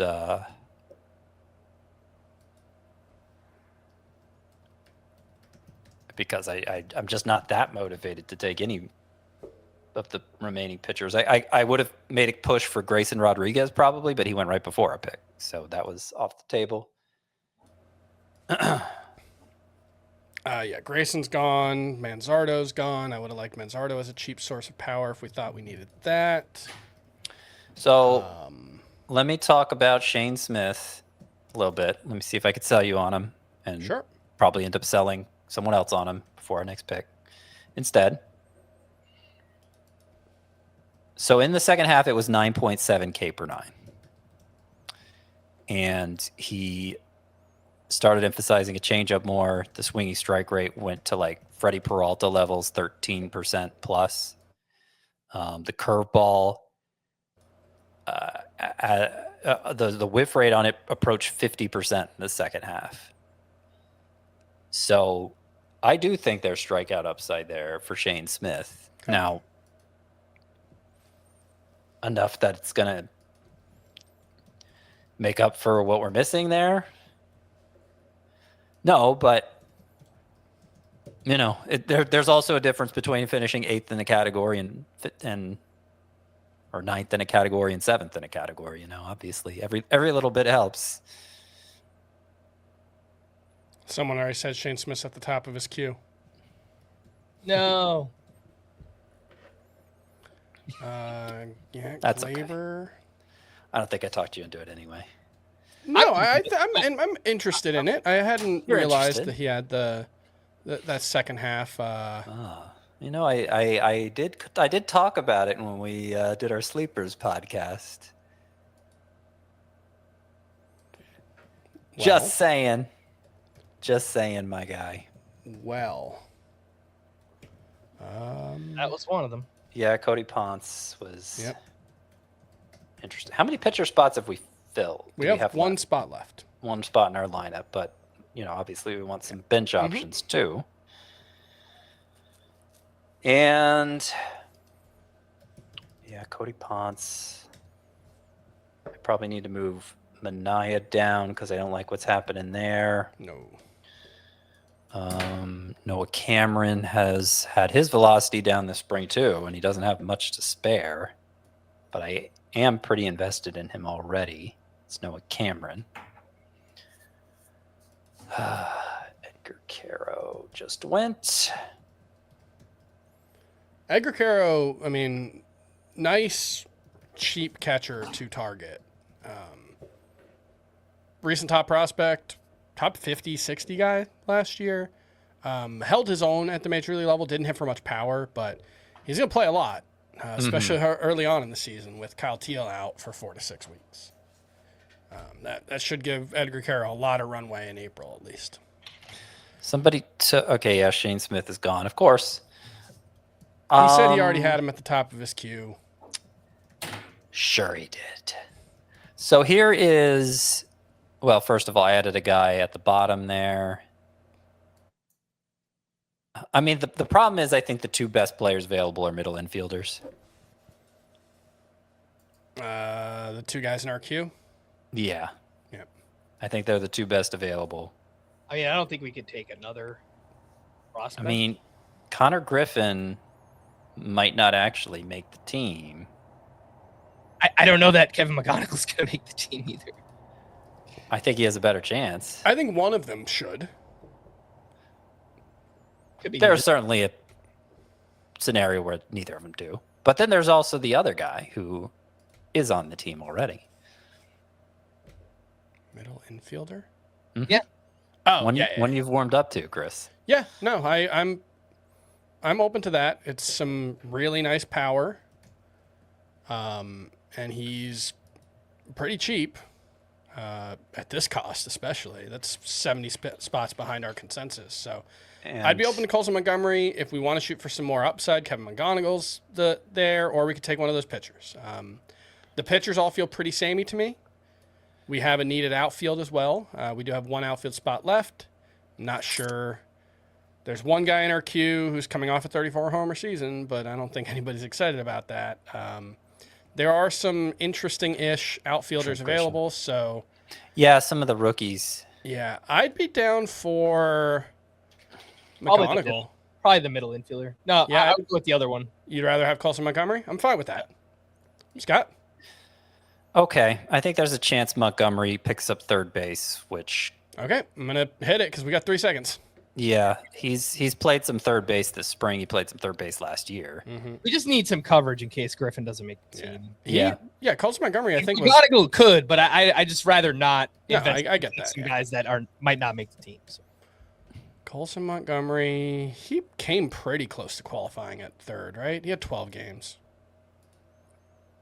Yeah. And I mean, that was a little bit past his ADP. It's like round 21 in March in this format. That's a pretty good pick. That just went Max Meyer. He's looked good this spring. Yeah, he has. I'm still not as good as another guy that's in our queue. I still don't have a lot of faith in Max Meyer's fastball. Yeah, I think the rest of our bench should probably just be pitchers, but just shoot for a bunch of upside. But yeah, probably. Oh, well, what upside remains? That is kind of the problem. Garrett Cole just went. There was some upside there. Yeah, there is some upside. And Kevin McGonigal goes right after. That makes sense. I'm being only half serious because some of our favorite upside targets are gone. I like this guy, especially given our needs. And do you like any of these scrubby like closer 3 types? Let's see. I do like. Is Riley O'Brien still there? He is. Trying to make sure he's not. That's probably my favorite. The others, I am not motivated to take them at this point. There goes JT Real Muto. So that was about... Yeah, it's a real good value. Yeah. Not sure it's a good player anymore, but should be fine. Yeah, he should. As a second catcher, I mean, even just a year ago, we would have killed for a second catcher like that, which is, we probably wouldn't have, but it's just an expression. Don't do that, Scott. Yeah. I was trying to think of a better expression, but it wasn't coming to me. Been excited. That's not colorful enough.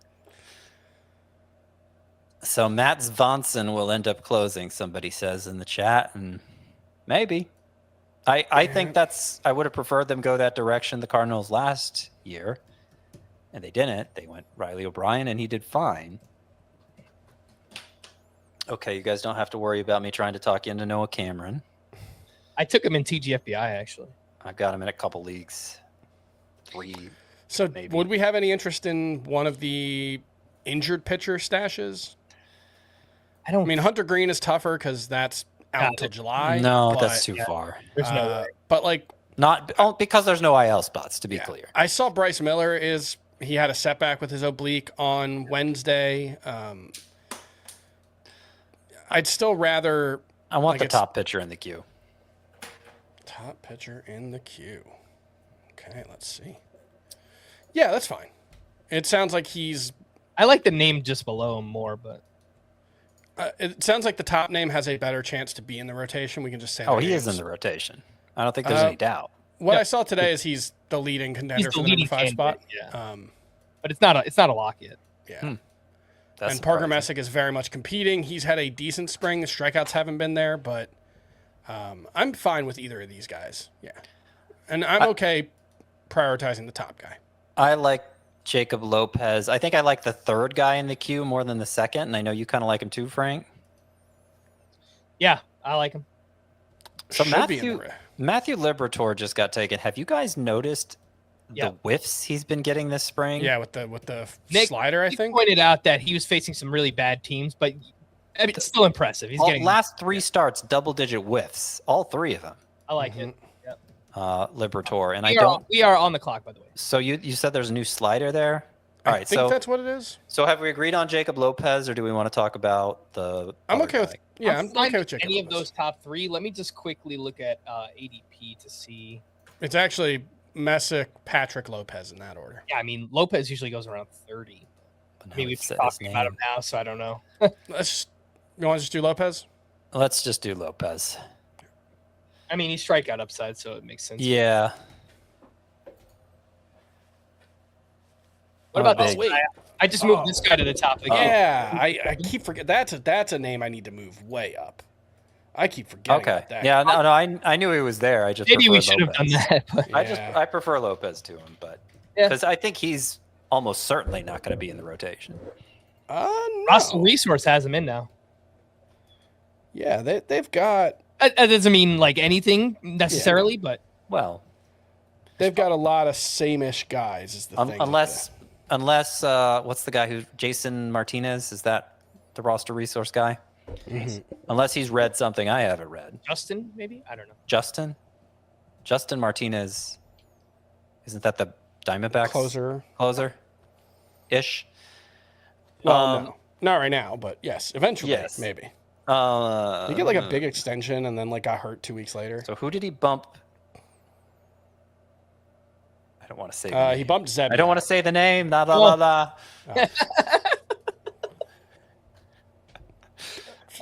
We're in a desperate spot, Chris. That's true. The entire bench needs to be pitching. Just all the upside. Who did he kick out? Scott, I'm going to write it in the private chat here. Okay. Yeah. Yeah. Yeah. Scott, you have a request to say something nice about the Cubs? Any interesting? Oh, I have lots of nice things to say about the Cubs. My wife and I went to a Cubs game. Went a trip to Chicago, our anniversary, this past May, and it might have been. I'm not even gonna say might have been. It was the best time I've had at a baseball game where my own team wasn't playing. It was everything about it. I liked the atmosphere, the concessions, the song they sang at the end when they won. It was a lot of fun. I haven't been to a Cubs game, Chad Patrick, which is crazy because I have been to Chicago 5 times during. We wanted Chad Patrick, by the way. Baseball season. Team 12 is hammering the upside pitchers. Right? Yeah, they're getting all the guys we want, honestly. Molly, Patrick, Cody Pons, Mike. And they got Cags. Yeah. Can we trade lives with him? I don't know. Who is that? Who is that person? Maybe it's not a him. Hinkle. From Taxi Driver? Somebody in this league, I believe, that's using this as like their Champions League qualifier. Whoever that is probably a good player, I would imagine. Let me see if I like Hinkle's team. Correa's a decent pick. So they went really weak at starting pitcher after taking Garrett Crochet. Is probably why they have to load up on up. So their number 2 starting pitcher is Blake Snell. Oh. Yeah. So they are loading up on the upside. What? Loading up on the upside. Yeah, to make up for shortages. Yeah. I don't know that I'd trade positions with that team, but there's a method to the madness for sure. Yeah. Do you guys have any interest in the top-ranked outfielder that's left there? Just for old time's sake? And I don't like doing many things for old time's sake. I'm not opposed to it. It's pretty late. So I'm opposed to it. It's Scott. It's a baseball competition, not a potato chip bag opening competition. He's 3 rounds past ADP, so I'm just throwing it out there. We still need a 5th outfielder. Is it too late in his career to talk about how stiff Giancarlo Stanton's swing is? I mean, it's been that way for a while now. Yeah. It's just so stiff. Still, you know what? Can't open the chips, but still hit 2 home runs the other night. He doesn't use much elbow in his swing. How'd they get hurt? I'm pretty sure it was from using the new bats. Because that's what he said. Yeah. That's what he said. All right, but we're up, so we could take Stanton if we wanted to, or we could take the pitcher at the top. I'd rather take that pitcher. Yeah, I think we're lucky he's still there, McAble. I think we overlooked him, and luckily everybody else overlooked him. I didn't overlook him. I moved him into my top 300, but even that feels. And it's one of those right things now, where like we're all good on McAble. Yeah, okay. we're drafting a little bit earlier here, so if he doesn't make the team, we could just drop him. Like it's not. Yeah, it's around 24 picks. There's nobody we want to pick up, but there will be. There will be. It's only a 12-teamer. And he's in my top 300, but I think I need to move him back, move him up even more. Yeah. Let's be honest. You're making all the decisions from here, Frank. Are we? Oh, yeah. You're the one actually managing this mess. Yay! Can't wait to pick up pitchers every week. I mean, we joke, but I think our pitching's fine. I think the team is fine. It's not the team I'm going to be most excited about, but it's not truly a disaster. I think it's fine. It would look a lot better if it had Max Fried at the top of the pitching staff. Yeah. Or anybody else. Like if it was like Cole Reagans or somebody like. If only I knew you'd be so warm to Reagans then. Y'all play scared. Yeah. By the way, just don't have to take him for our last outfield spot, but I would like to have this guy on our team. The guy just moved to the top of the queue. I don't mind. Me too. I'm with you there. As a bench pick. If we want to get him as the 5th outfielder, I think that's fine. I think he's going to play every day. We're pretty close to it, but if I'd be fine with him as the 5th outfielder, but I think we can wait longer. Mm-hmm. Can we have 3 Marlins on the same team? Hey.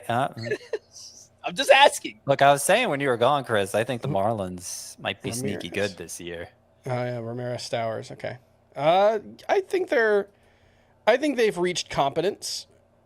I think I'd be surprised if it was more than like 85 wins, but last year they overachieved a lot, right? Like it was a lot of they won a lot of 1-run games. I want to say they had a pretty good record in 1-run games, yeah.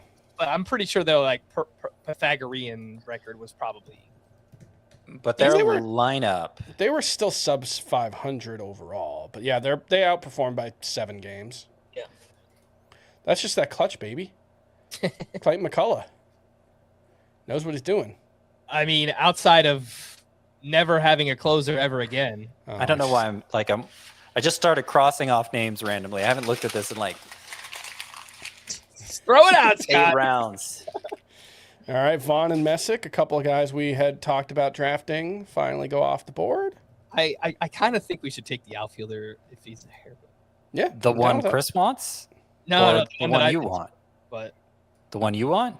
Yeah, I'm not opposed to taking both and having one on the bench, but Kobe Mayo's a good pick. I should move him up in my rankings as well. Make sure Clayton he's in the Clayton Beater range. Could be the Nationals closer.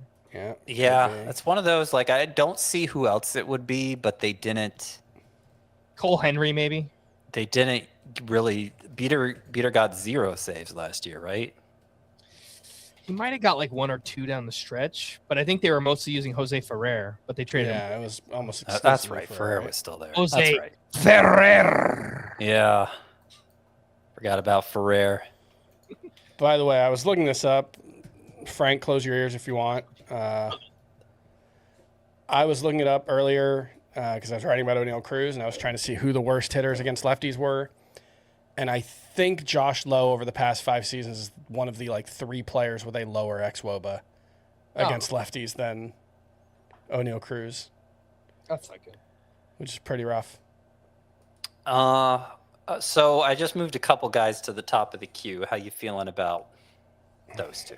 I think that makes sense. Yeah, that makes sense. I think one of the relievers or one of the outfielders. Yeah, I'd rather go outfielder, but the relievers make sense for sure. I mean, we said his name a few times already. I don't think we're missing much with Stanton because I think he's going to sit so often.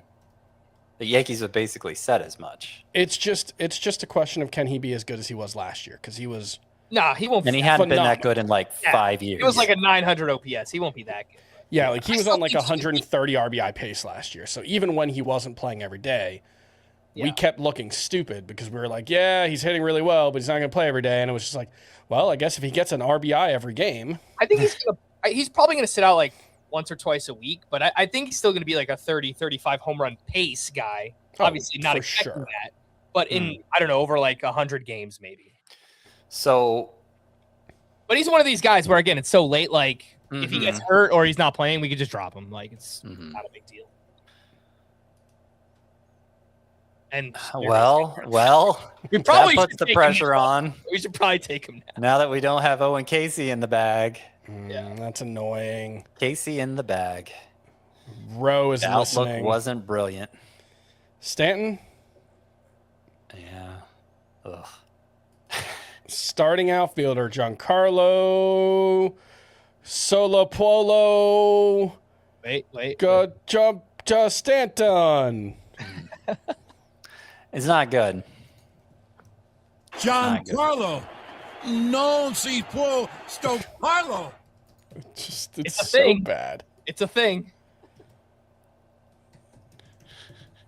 It's so bad. It's just because he struggles to say it so much every time. You know?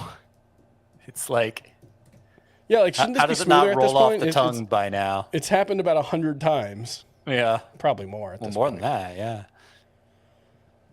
Nope, I am filling in... Oh, it's late, guys. What's up? I started filling in guys in my spreadsheet who are just in our queue but haven't been drafted. It has been a long day, and shout out to everyone who's still here hanging out. Over 650 people here, so we appreciate you. We have Chase Sumway. Draft Mega Stream. We have Chase Sumway. This is a real draft. It's real draft. Okay, so now that outfield is all our backup outfield plans have been dashed. There's still one that's in the queue. Yeah, I just put him there. Yeah, I wouldn't mind him for the bench. Yeah. Oh yeah, I have. Ooh. I feel like this outfield is no better than the 15 team ones I put together. But the infield, Scott, the infield. Oh well. That's what you need to look at. Let's just say. Look at the pitching. It's yeah, let's look at the pitching. Kyle Harrison's a nice pick. Yeah, that's a good one. I don't know. I don't know about anything. Tell us in the chat how you feel about our team. No, they've been telling us. Oh, they have been. Please stop telling us what you think about the team. Do the opposite of what Scott said. Zebby. So apparently Jason. You're only allowed to say something mean about the team if you subscribe to the podcast or the YouTube channel. So apparently Jason Martinez, the guy who runs Roster Resource, has decided that it's Mick Abel. It is Jason Martinez, by the way. Jason R.R. Martinez, like George R.R. Martin. Who is never going to finish the Game of Thrones books. Of course not. Should have Jason Martinez writing them. That dude's working hard.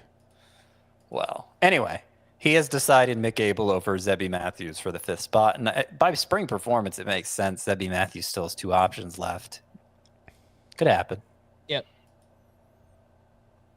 No, he's been getting a lot of praise in camp too, even beyond the performance. I'm going deep down the pitcher well right now, just adding some real scrubby names to the queue.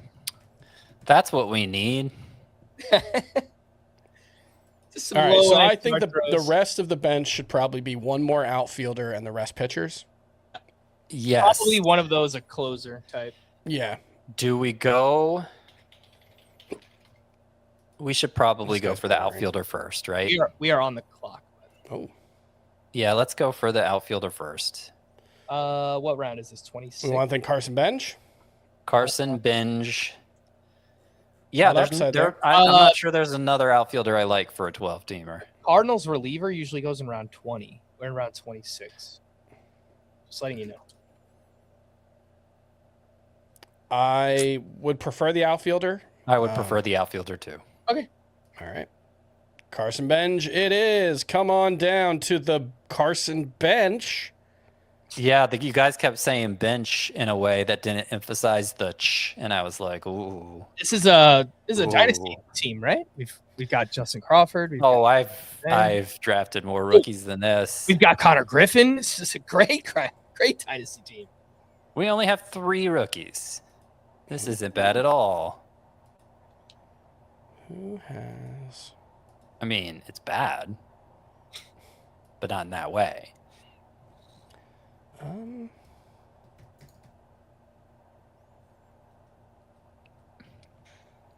Are you sure Binge will play? Somebody in the chat asks. No. Absolutely not. We don't even know if he's be on the opening day roster. That is no longer the criteria in the pick 315 range. So Riley O'Brien was obviously the reliever we were talking about. Time will tell if he would have been the better pick. But all right, let's remind, because usually when I do the NFBC, it's 15 teamers. Right? This is a 12 teamer. The desperation for saves isn't quite the same. Yeah. I often we got 2 guys who should have a lot of saves. I never invest much in saves in a 12-team draft, and I often end up with too many saves because I keep winning the guys who emerge on the waiver wire. Mm-hmm. We're going to need you to run the waiver wire then, Scott. No. You can do it. You can do it, Frank. I believe in you. Greg Lathrop invited me to join one of his main event team again. So maybe if he didn't, I'd be willing to run this team. He keeps bringing me back, even though I keep bringing him down. Snelling, a good stash, but not likely to make the team, unfortunately. Yeah, I like the pick, but just doesn't fit our team.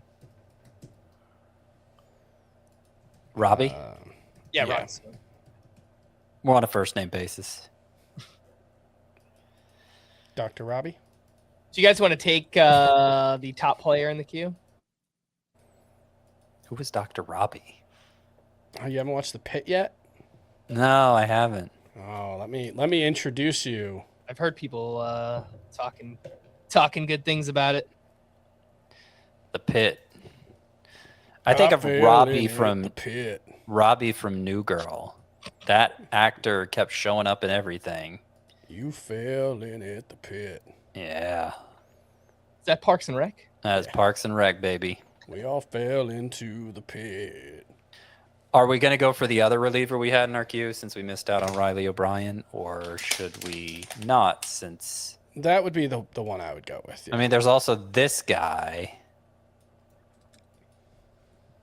Yeah, none of these starting pitchers look good enough to draft. But we have 4 spots to fill. They are all. I feel like I've been more enamored with the late round options in the 15 teamers. I think part of it is there have been basically, for a league with no IL spots, there have pretty much been 5 draftable starting pitchers just off the board now, right? Like Hunter Green, Shane Bieber, Bryce Miller, Logan Henderson, Quinn Priester are just all. Yeah, that's the top of the pitcher rankings right now. Mm-hmm. Those guys are pretty much in a no IL spot league. I'm not saying you can't draft them. Like Bryce Miller, he's dealing with an oblique injury, but his arm should be okay. His velocity looked fine when he pitched earlier in the spring. So it's just, it might be 4 weeks, but he should be okay. So I think he should be drafted. But Priester, Henderson, Bieber, Green, it's pretty hard to draft any of those guys in a no IL spots league. We are up. What about Bieber? Like, he doesn't have a timetable, but he had a heavy flat ground throwing day. Yeah. I don't think I would take the reliever we have at the top of the queue. Yeah. I think All right. It's hard to argue much against anything at this point. Unless I just think it's a total waste of a pick. Kirby Yates, come on down. Kirby Yates. Who else is going to close for the Angels? Not me. Let's see. What other boring starting pitchers could we take here? Think outside the box. Grant Holmes. Yeah, we had him queued up. I had him in the queue. Let's see. I think so. I was really high on this guy last year. He had a bad year, but not in a way I don't think he could bounce back from. Yeah, he's got a pretty good supporting cast. He'll get decent strikeout numbers. Yeah, I'm okay with that.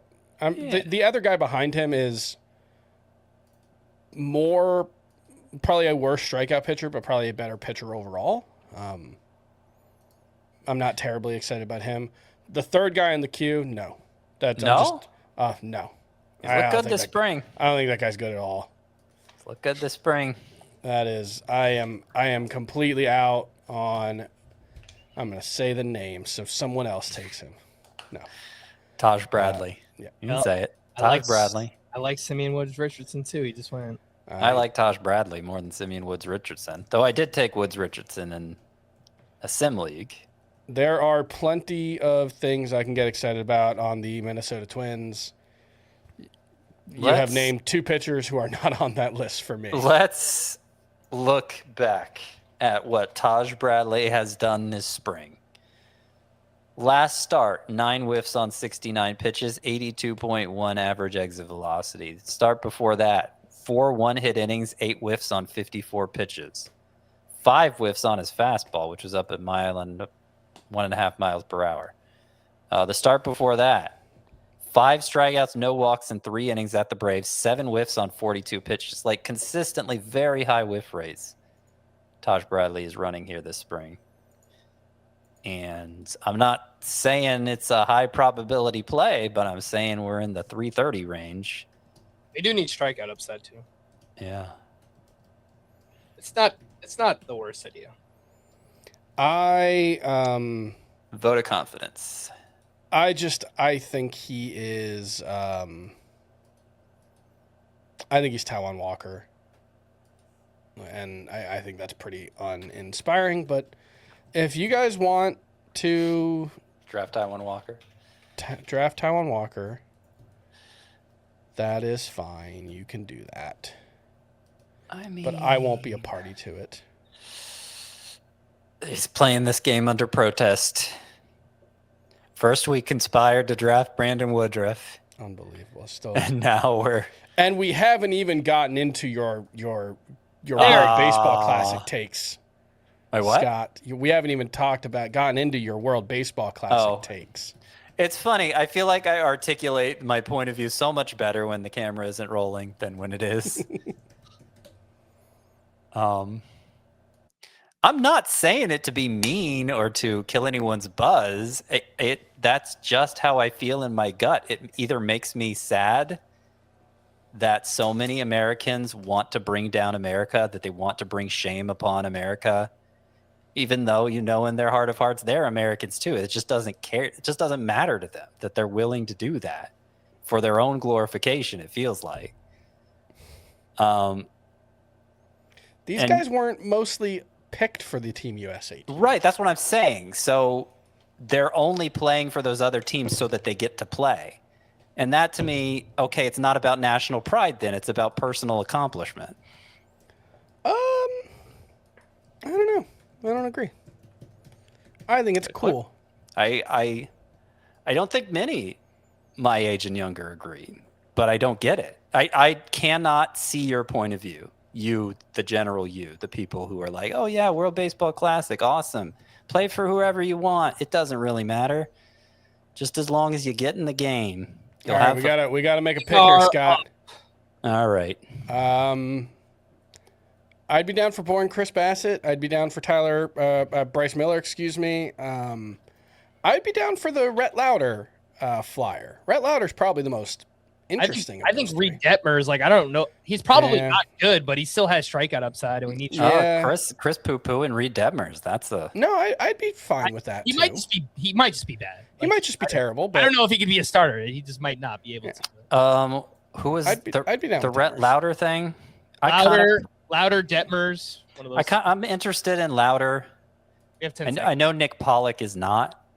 Okay. Well, you gotta go quicker, but it's 5 seconds. Yeah, let's do Lauder. All right. Starting his 5-minute. I know you're. It's like the clock's ticking. That the countdown went red, and you're like, so the thing about Rhett Lauder, in conclusion, Rhett Lauder is a land of contrasts. It's like we got to make a decision. I think we've been seeing, like, I never liked Lauder as a prospect. I thought he was overrated. All of that, clearly not. I didn't really get the appeal of Lauder, but he has looked different this spring. He's throwing certain pitches harder. And, when we last saw him, he had a 1.17 ERA in 6 starts. I didn't believe it. But he is a former top prospect, a former 7th overall pick. And he's missing bats this spring with an arsenal that looks different than when we last saw him. And it's getting a lot of positive buzz in Reds camp. I am not beating the drum here for Rhett Lauder, but when you're in the 330s, you just take a stab and hope for the best. I think he's a worthy stab. Chris Bassett would have been as well. That was the guy I was saying I liked last year. And he had his worst season in a long time. And he's very old, so maybe that's just it for him. But I didn't see a lot of... As it was playing out, it wasn't like, oh, well, this is why he's so bad. Clearly, like, there's not much left here. And then, obviously, he had a nice stint as a reliever for the Blue Jays on their World Series run. And he was still very capable of, like, big performances last year. It was more about consistency, but I think, pretty good home park, good supporting cast, should be a good defense behind him. I think Chris Bassett in Baltimore is a pretty good fit as a very boring, cheap option. I mean, boring, cheap option who... This guy go? Well... I didn't see that. He's not far removed from a 186 strikeout season and 16 wins. That was just 2023. Justin Sterner was someone we were considering. I think he makes the most sense as the Athletics closer, but it's sort of like with Clayton Beater. Yeah. Why was he not getting a look last year when... I mean, surely he made the most sense then, too. We are back up. Luis Angel Acuna just went. He has a chance to be the starting center fielder for the White Sox, apparently. Yeah, I saw that today. We want to go Detmers here, take that stab? I'm down with Detmers here. I didn't know if there's anyone else you guys just wanted to discuss, like Landon Roop with the Giants, or... I really don't have a lot of faith in Landon Roop. I think he's a one-pitch pitcher, and that pitch is... Like, he's not literally a one-pitch pitcher, but he has one good pitch. Yeah. And the problem is that pitch is a 74-mile-an-hour curveball. It's really hard to do that. Last 2 names. Any interest in these KBO guys? Foster Griffin, Ryan Weiss. No, not over Reed Detmers. Not over Detmers. I'm good with Detmers. I'm interested in Weiss, but not. I'd rather have Detmers. Do we want to consider some of the injury guys for our last pick? We are down to the last pick. I would have considered Bieber. Somebody beat us to it. I think Schwellenbach and who else would it be? Green's already gone, right? He's still there. He's still there? I mean, there he is. He was so high up.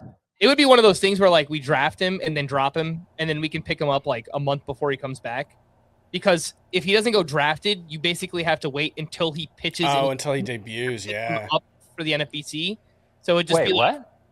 Basically, you can't pick up a guy that hasn't pitched in a game this season until they make their first start.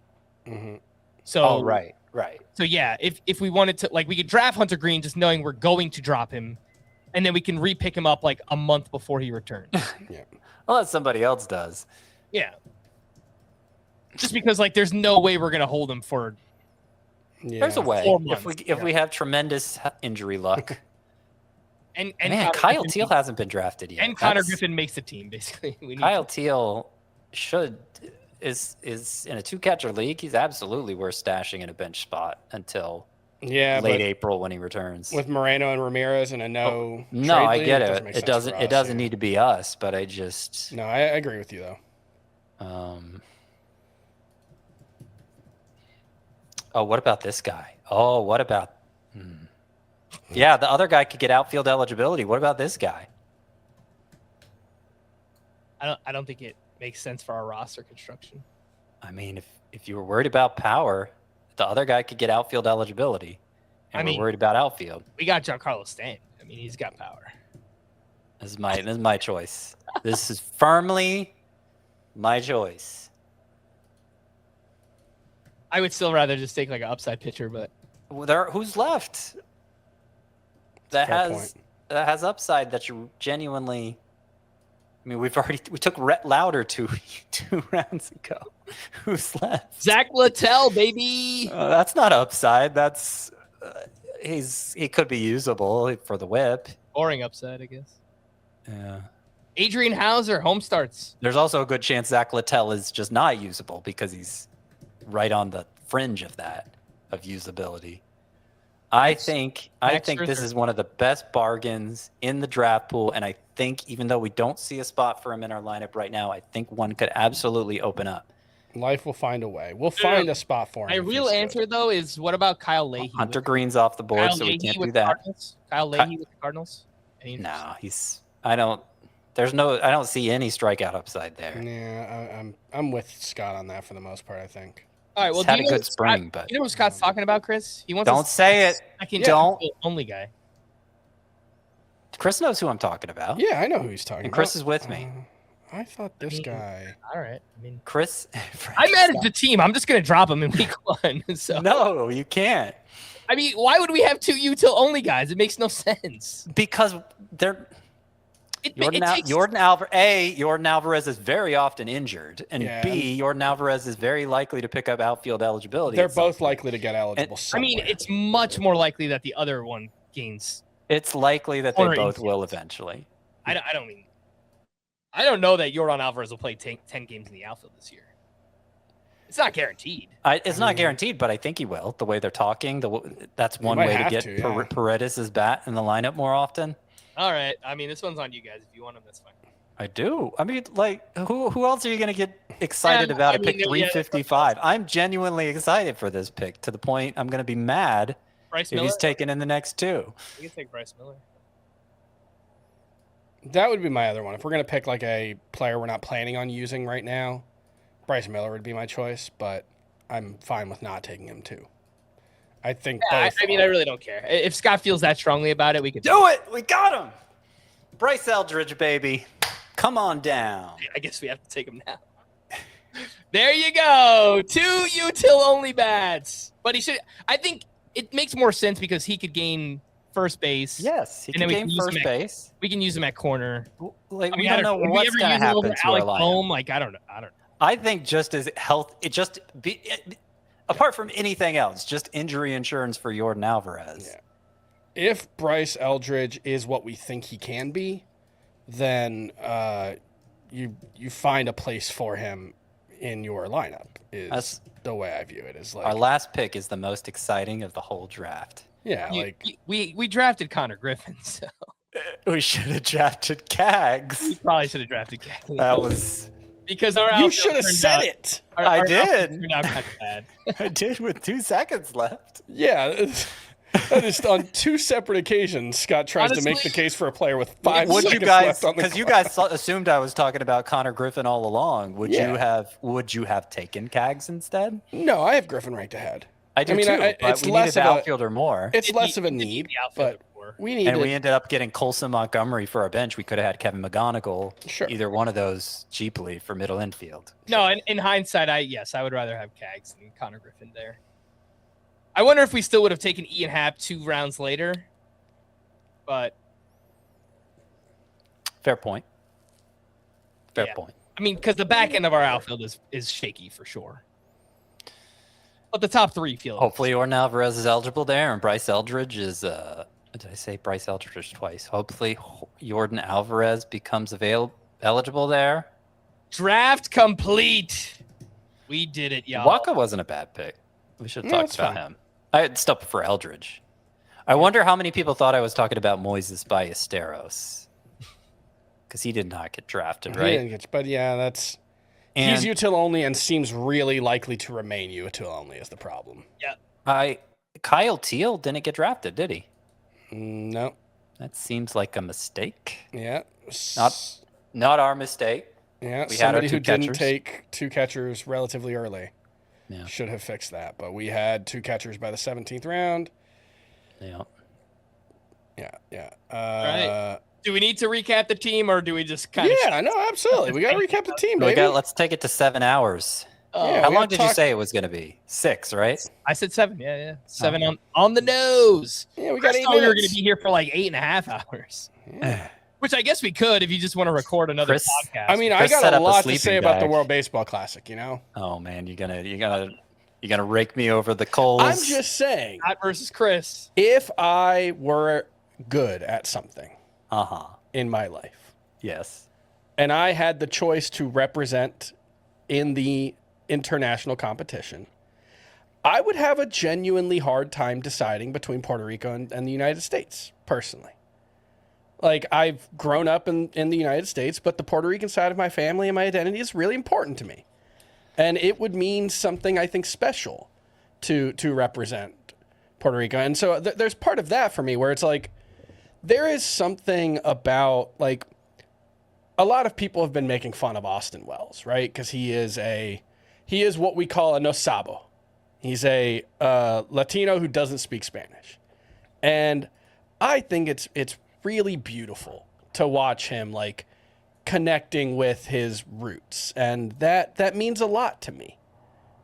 So I think it's beautiful to watch people who, like, look, some of it, does everyone have a close connection to the place that they're representing? Not necessarily. There are some things about the eligibility requirements for the World Baseball Classic that, yeah, I suppose you could argue they could be tightened up. But there is something as a person of a mixed background that the idea of representing Puerto Rico in international competition, or like my wife is from Venezuela, I get so excited watching the Venezuela games with her. The crowds are so fun. The players are so into it. I think the WBC is like, the business of baseball sucks so much sometimes, right? Like, we are all terrified about the lockout that is coming at the end of this season. And that is just the ugly, necessary business of baseball.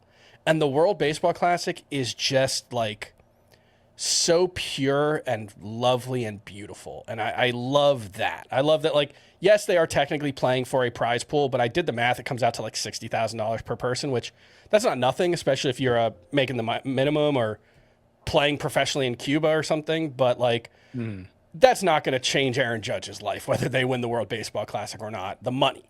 But, like, he clearly wants to win, and it would be important to him. There have been multiple players. I think one of the Blue Jays guys said, I think Alejandro Kirk said something like, I played in the World Series last year.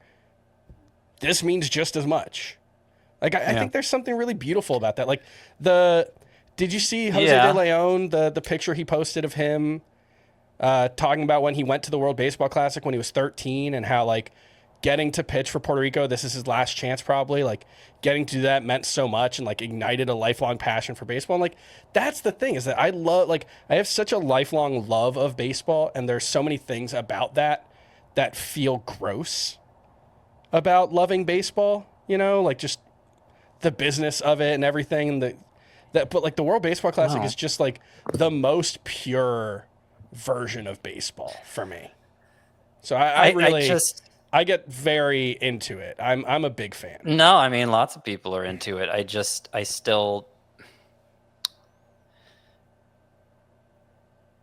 don't know. It actually, like, if you consider yourself American, like, what, like, if you are Team America,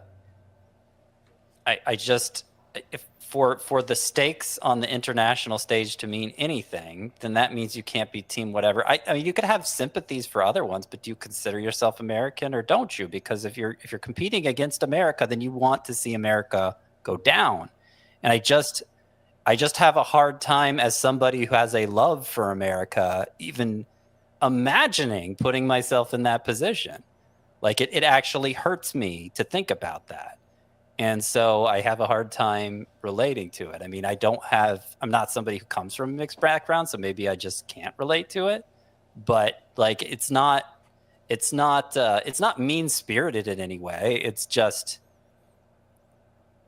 it makes my heart ache to know, but I thought you were on our side. Like, why do you want to go play for them? Like, Yeah, but I think like I don't know. I get the that like I just like the amount of fun that Vinny Pasquantino is having playing for Team Italy. I don't know if it would mean the same playing for Team USA, and part of that is probably just the novelty of it, right? Like he wouldn't be doing espresso shooters in the dugout if he was on Team USA. Team USA, I think part of it is like it'd be nice if Team USA could have a little more fun. Like they're talking about it like they're going to war, and it's like, calm down, brothers. Like Aaron Judge, you don't have to talk about like the sacrifices we make for our brothers. And they're all younger than me, obviously, but like that is how the Olympics used to feel. It used to feel like it was a precursor to what a war like. If America dominated the Olympics, that shows we would dominate in a war also, Like that's what it felt like. Obviously, it was a different time when I was a child. Yeah, it's more fun now. I don't know. I just can't get out of that mentality. Yeah, I think it's been really like all the Team Chechia stuff with the dude becoming like a folk hero in Japan because he struck out Shohei Ohtani to the point where like he said he went to Japan last year and he was getting stopped on the street and like asked for autographs and pictures. I think that's so cool. Like he just happened to strike out Shohei Ohtani 3 years ago, but because that means so much that like the Japanese crowd has embraced. No, I love the that. Chech team. I think that's that. so cool. That's not the same. That is more in the spirit of what I think the World Baseball Classic is supposed to be, though. Somebody says, Scott, it's an exhibition. Relax. It's fun.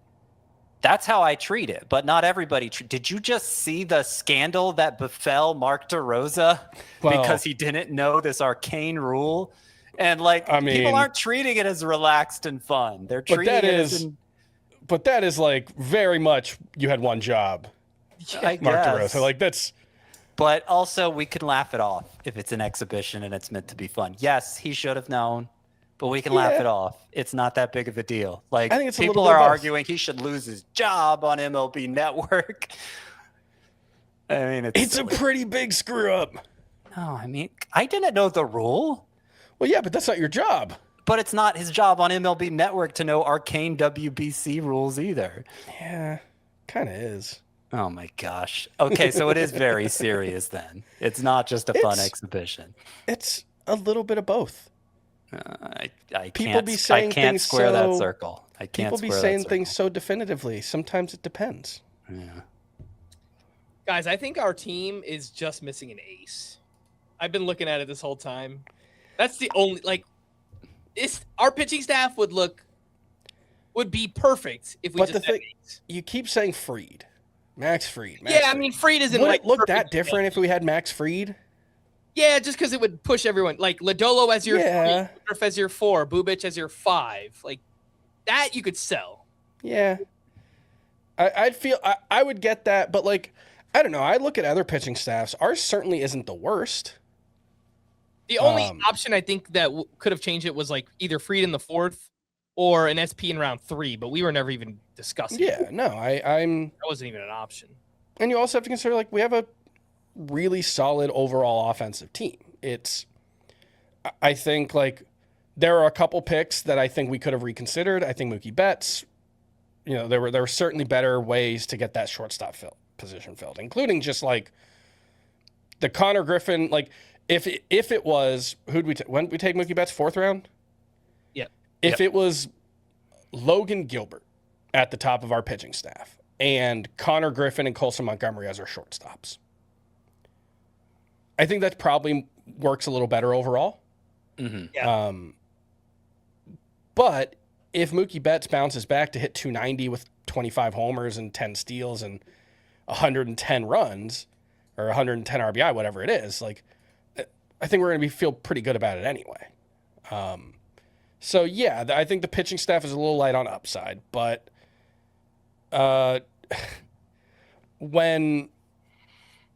sorry to be a negative Nelly, but when 4 of the top 10 starting pitchers get hurt, other teams will be missing upside. Now, yeah, Framber could get hurt for us. which would put us in a bigger hole. Or Nick Lodolo has had trouble staying healthy. Brandon Woodruff has had a lot of trouble staying healthy. But Chris Bubich is coming back from injury. Yes. So there are definitely ways for it to go wrong, but I don't think it's a disaster team. It's just drafting with 3 people. Is hard. Yeah, with a 60-second clock, especially. No, I'm not thrilled about the team. I haven't compared it to all the other teams. I presume I wouldn't consider it the favorite because on paper it needs more pitching, but you don't know how the season's going to play out. And obviously this is a league shallow enough that you're going to find some pretty good pitching off the waiver wire. I think we'd all agree that if we had gone either Max Fried or Cole Reagans instead, where did Cole Reagans go? Before our next pick. If we had gone with either one of them instead of Betts, and I might have pushed for Reagans, even though I had Fried ranked higher, just in the name of strikeouts. But, it's easy to say that. And then if Frank's scenario comes to pass where Cole Reagans is hurt after 60 innings, then it's like, well, doesn't matter. Yeah. Doesn't matter that we took him there. I wonder if Reagans was there in the 5th, we probably would have taken him over. Oh, absolutely. We were talking about that. So. We were talking about we were prepared to have a DeGrom and Reagans debate, and they went the last 2 picks before our 5th round. Pick.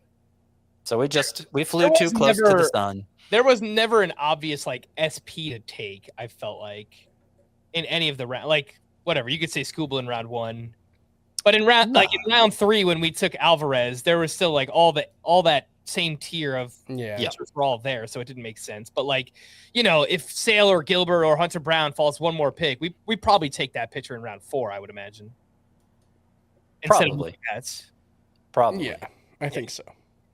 I mean, not to make excuses. It's a great offense. It's a fun start. That's what drafting is like. Yeah. You are limited by what everyone else does, and sometimes they just don't do what you need them to do. And obviously you're trying to maximize the value of every pick, so you're anticipating what everyone else is going to do. Sometimes they just don't. Yeah. And the fun of this is, I guess, the fun is that we're trying to discuss who we want by not saying names so that that's take them. So it's obviously part of this is an entertainment factor. I'm sure, people will comment oh, what a dumb team. But I think a lot of people had fun watching it, and that's half the battle. Obviously, you want to win, but we'll see how from a content standpoint, having to talk through what you're doing, I think will hopefully help people. And we can still compete. So I think it's okay. I wish the outfield was a little stronger for a team that's a little weak on pitching. Bellinger, Stowers, Happ, Crawford, Benj, with Giancarlo Stanton on the bench. And if you have Cags in there and Happ as your 4, that also feels a lot better. I do think Yordan Alvarez getting outfield eligibility makes the whole thing look a lot better. Because if that happens and Bryce Eldridge is as good as we think he is, and he breaks out as let's call it a poor man's Nick Kurtz, 250, 30 homers, I think the team looks a lot better. If Yordan Alvarez is someone we can stick in the outfield spot and start alongside Bryce Eldridge. That's the whole thing feels a bit better. Hoping for. That can come to pass sooner than later. All righty. When Carrie Strug landed that vault on the broken ankle, she did it for us, and it was incredibly moving. And that's, I wish international competition still felt like that. I mean, I thought the Olympics felt like that a lot. Yeah. What's her name? Allison Liu? Is that her name? Yeah. Alyssa Something Liu? like that. I know who you're talking about. That was incredible. That was so moving. Yeah. Watching her just dominate the world after retiring, that was so cool. So I still think it's like that. WBC, not necessarily, but come on, that Ohtani Trout moment last time. That was awesome. That Adam Jones robbery of Manny Machado was that the final in 2013? That was the year America won. Yeah, that's one of the coolest things I've ever seen in a baseball game. That was so much fun. It was so cool. The Trey Turner Grand Slam against Puerto Rico last year? No, I think that was against Venezuela. Puerto Rico or Venezuela, one of them. Yeah, I think that was the game that Jose Altuve got hit by the pitch. So I think he normally plays for Venezuela. Yeah. You're wrong about that. Yeah. Altuve's Venezuela. Somebody suggests take turns choosing next year. That would be. I mean, there was absolute one year madness. How do you get any cohesion? There was 1 year for pitcherless annual event, or they've done it a couple times, I think. But 1 year I participated where you did a blind half draft. So you did not know who your teammate was, and you took turns picking with them. Or no, I think you picked the first half, and then someone else took over the second half of the team. Or no, it was probably every other pick. It was alternating rounds, and it was really fun because I had no idea who I was picking with. We did not talk about it, and I think we ended up not taking a pitcher for like 13 rounds because just neither one of us would blink. So that was fun. So basically, the team we wound up with today. Yeah. No, we didn't wait that long. All right, we'll see. I just, gosh, we need. I just knew. I knew, like the way the draft went last year. I just knew that we were gonna wait on pitch. Feels like it always winds up that way. Yeah. All right. I think we're about pooped out here. I think so. I think so. All right. Well, thank you to everybody for sticking around all day long. This was a lot. Our second annual mock draft mega stream. We are gonna wrap there. Woo. For Vlad, Joe, Ariel, Scott, and Chris, I am Frank. Thanks as always for tuning in to Fantasy Baseball today. Please make sure to follow and leave a 5-star rating on Apple or Spotify. And we will be back again later tomorrow with a Kokomo Mailbag Friday. We'll see you then. Bye-bye.